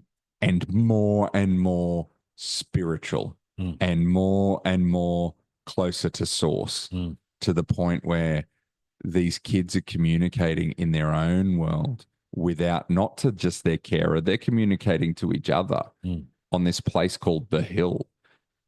And they know when each other's going to die. And the thing that like allows us to track these things throughout our world Mm. is in this one instance, everyone happens to fall asleep at the same fucking time. They all go for strangely long naps at this one period of time, and this one guy passes away. And he's like the most prophetic of them all. And that's not pathetic, that's prophetic. Prophetic, yeah. He's like fucking Jesus in this fucking autistic world. Wow. Yeah. And they all fall asleep. And the thing is, he still talks to them because consciousness is Doesn't not matter. local. Yeah, he's just left his physical body. He's Yeah. just left his physical body. And they were all telling their carers, JP passed away today. And they're like, what? What do you mean? Like, and then the carers find out about it on Facebook. Yeah, through the through a groups or post, whatever. And Yeah. they're like, how did you know before I knew? We were all there. Like, we all felt it. And it goes beyond just the kids with autism. Then it starts to get into, I see dead people. And it's like, yeah, no, we're fucking talking with our past fucking, your mum's here, your dad's here, all that kind of shit. Like, we can see them around you at all times and stuff like that. And I'm just like, fuck this shit, mouth. Like, not that I don't, and I don't mean that in a way that I believe it. I'm just like, it's all true. Anyway, I'm done. Yeah. Yeah. Well, see, So now, look, something I hadn't thought about with these. I need to talk to tapes. autistic people now. I need to. Okay, That's so where my research needs to go. This is my next level. Couple of local examples, right? Mm. Number one, we experienced telepathy this afternoon, right? When the Corolla didn't start, right? Oh, yeah. As soon as I heard the Corolla not start, like I was moving before you had stopped the car. And then, because I didn't have my phone on me. But did we experience telepathy? Because I didn't know that you were doing that, because obviously I rung you fucking 4 times. Yes. Being like, dude, need jumpers. It didn't start. It didn't start. Well, my phone was up here. Yeah, I know. Right. But I'm like, but is that just your mechanical knowledge? Could be. Is that your mechanical knowledge? Are we stretching things? Yeah, you were like, because the problem is, okay, I've got a better example. The thing that they can do that we can't is repeat this over and over and over and over again with 100% accuracy. Let me take you back to something that I hadn't thought about in a long time until today. Yeah. It's 1996 or 7. Yep. Witchcraft is popular. Mm-hmm. So me and a friend found out about telepathy, and we're like, well, we can test this to see if we're telepathic, right? We thought that we were, and anyway, blah, blah, blah. So over the course of, it must have been year 9. Over the course of year 9, we would ring each other on the old landline, right? Oh, that's all we had. That's all we had back then. But it would be, we'd ring each other and go, you're doing this right now. Mm-hmm. And they were talking in the telepathy tapes about different minds being able to read different minds because of familiarity or whatever it is, right? There's because it's not always the mother. Sometimes it's a carer. Yeah. The like receptor that may not be related. I think it could be a receptor issue as well, as well. You know what I mean? Well, as you listen further, I think it's actually just individuals. Could be. It's within that community. Yeah. So there are a few individuals that are like, all nonverbal autistics are telepathic. It's just at varying different levels. What's the strength? And as she goes through, she starts with the least strength. episode 1, the Indian boy episode 2, and then it gets fucking wild. Once Well, you I hit found episode what I 9, found interesting it's was that wild. the third dudes like surround me with crystals. Crystals make me feel better. They help protect me because of their physiology. I wrote something down about that. Yeah. Right. Where is it? Yeah. You know, your obsession about and it's not your obsession with crystals, but your obsession with the fact that like we as humans are obsessed with gold. Yes, Well, gold is just a fucking crystal. It's just a rock. another variation. Yeah.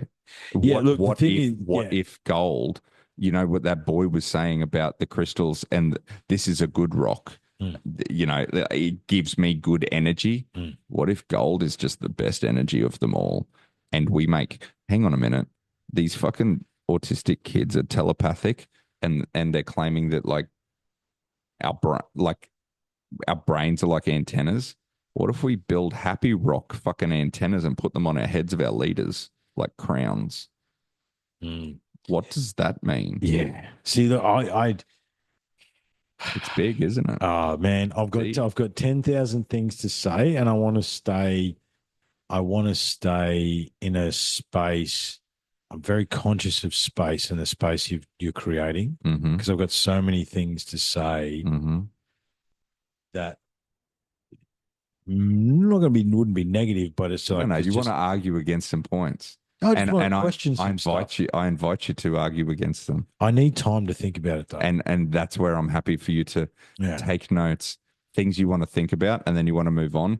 But you also need to listen to more than Oh just, no, you I'm need to definitely finish. I'm not You I'm need to not get done. through episode 9 and Yeah. episode 10. I'm not done with that because Well, the actually, thing is episode 10 you don't need, it's but episode 9 you do. it's because I think we've spent multiple hours now trying to describe something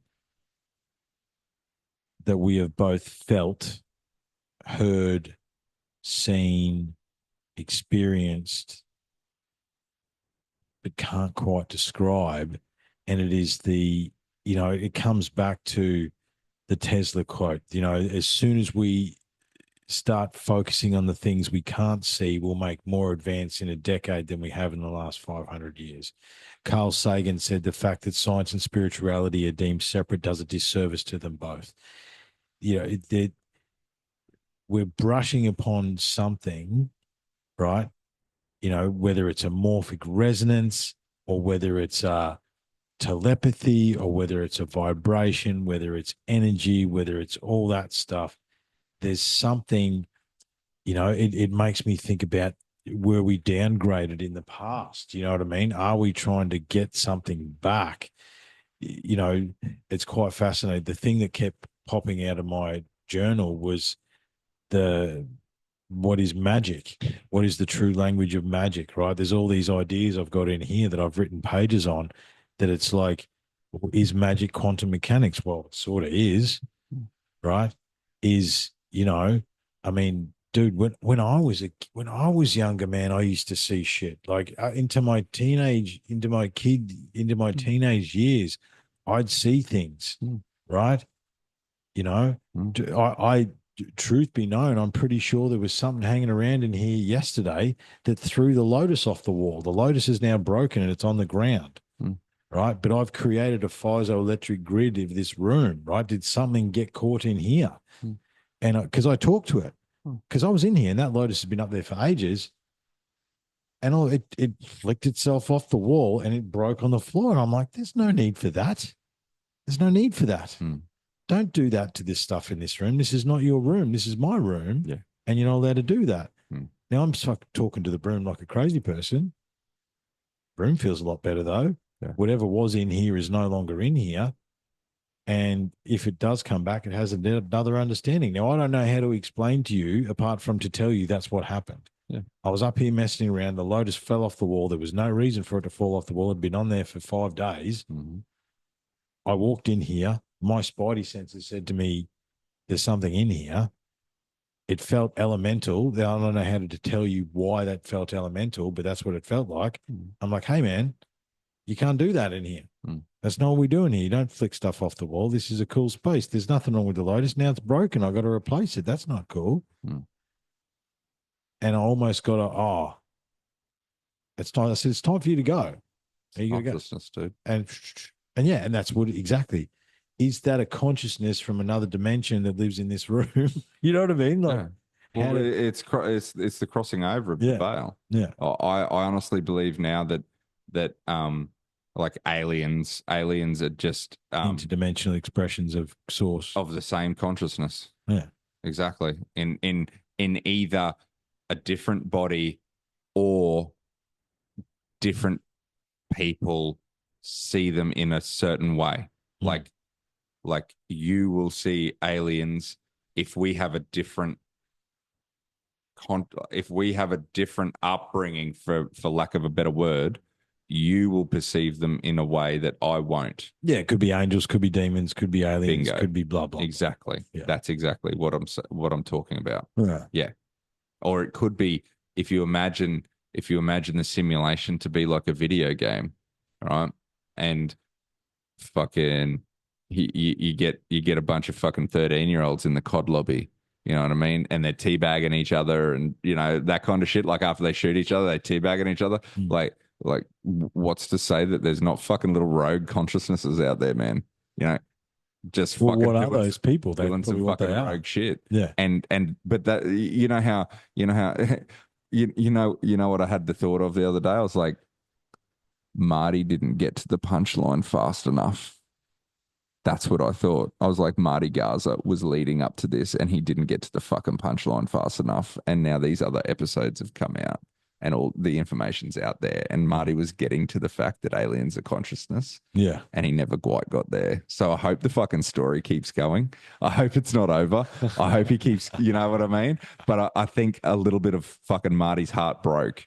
The cat's out of the bag. When fucking Thomas Campbell was the 17th of January sort of thing, like on JRE sort of thing. Like, look, he wrote these books fucking many, many moons ago. This is not it. This is when like version 15. This is when I discovered it, kind of thing. But at the same time, so it's the mass consciousness sort of thing. It would have, yeah. Look, I think Marty will continue on and he'll have his own flavor on it. Yes. But I believe that's ultimately the end goal. It's all source energy. Yeah. That's exactly where Marty's heading. It's all source energy. Yeah. That's the answer. And the answer is love. Yeah. Love is the answer, man. Yeah. That's what the source wants, bro. Yeah, it does. But yeah. That's it. Yeah.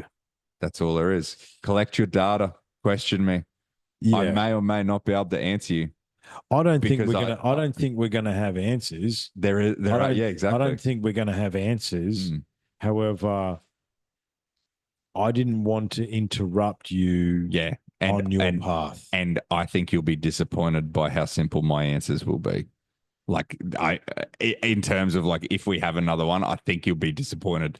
There's not that much in depth to go into it. It's actually fairly simple. It's all just consciousness experiencing itself for a little while in a variation. Pretty much. That's the answer to everything. Pretty much. And the ultimate goal is to reduce our entropy. So, and the best way to do that is just fucking through love. Like it's the simplest form of the system. It's the secret key. Yeah. Yeah. And that's the end goal. And whatever other human fucking varieties we create along the way is just flavor in the soup. It's not what we're trying to achieve. And darkness is just another variable. Yeah, you think? Yes, because it all of a sudden it makes sense to me when it's like, you know, like the children are fucking starving in Africa, sort of thing. How is that an explanation for a loving God? It's not a loving God. It's a system wanting to experience itself in all variables, whether that's suffering, because you know what, in that suffering there is love, like as in like not like from it's the tender moments that as someone passes, you know, as a mother holds a child and expresses the love as that child passes or whatever in those devastating moments. There's still love, yeah. There's fucking love. And that's all that matters. That's what it's collecting. Yeah. But what if it's all a soul trap and everything's bullshit? Then so be it.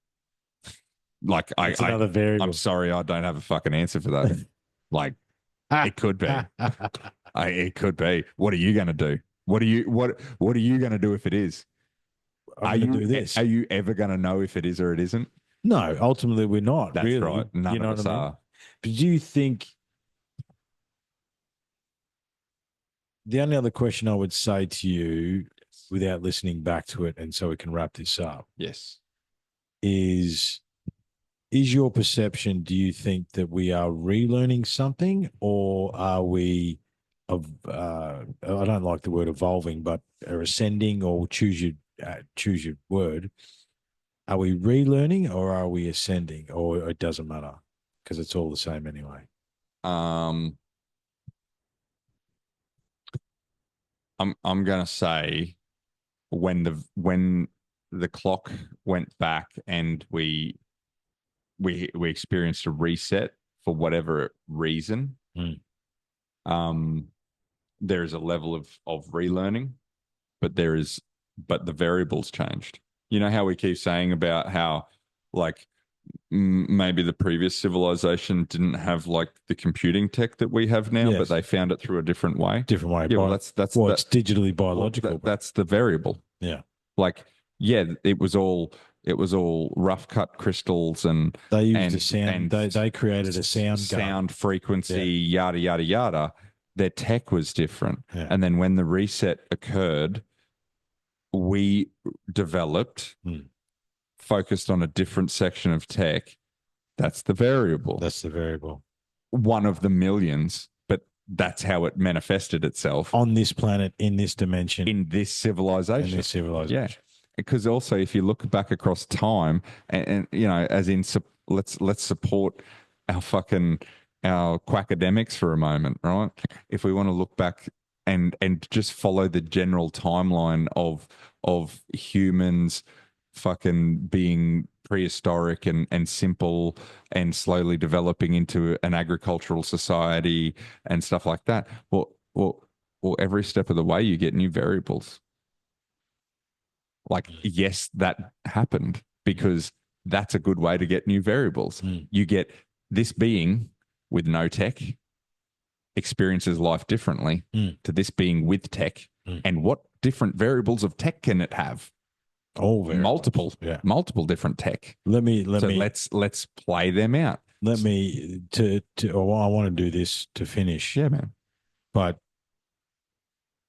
Yoda McDermott once upon a time said, what if all things are true? It's just a matter of time. But if time doesn't exist. No, time does exist.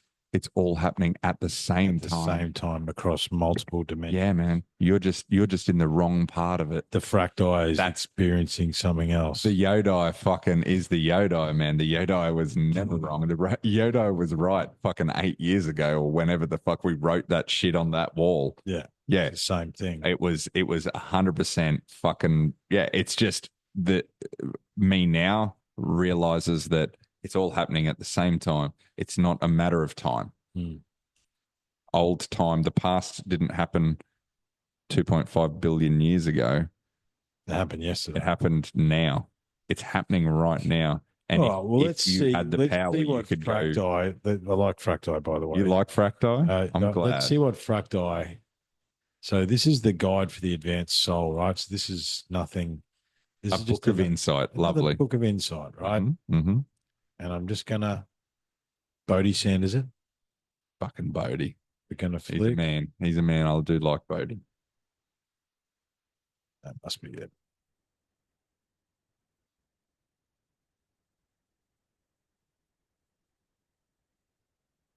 Success is a journey, not a destination. Half the fun is getting there. Okay. Never be afraid to tread the path alone. Know which is your path and follow it wherever it may lead you. do not feel you have to follow in someone else's footsteps. Because if you do that, then you're not creating the variance that the source that's not wants. the variable, yeah. There's been a lot, man. We need to end this. I got 1,000 things to say and nothing to say all at the same time. I'm glad I could impart that feeling on you. Until next time. Thank you. Welcome back to the Sancto Sanctory. welcome to 2025, motherfuckers. Jesus. Boom. And with Out. that, we're out.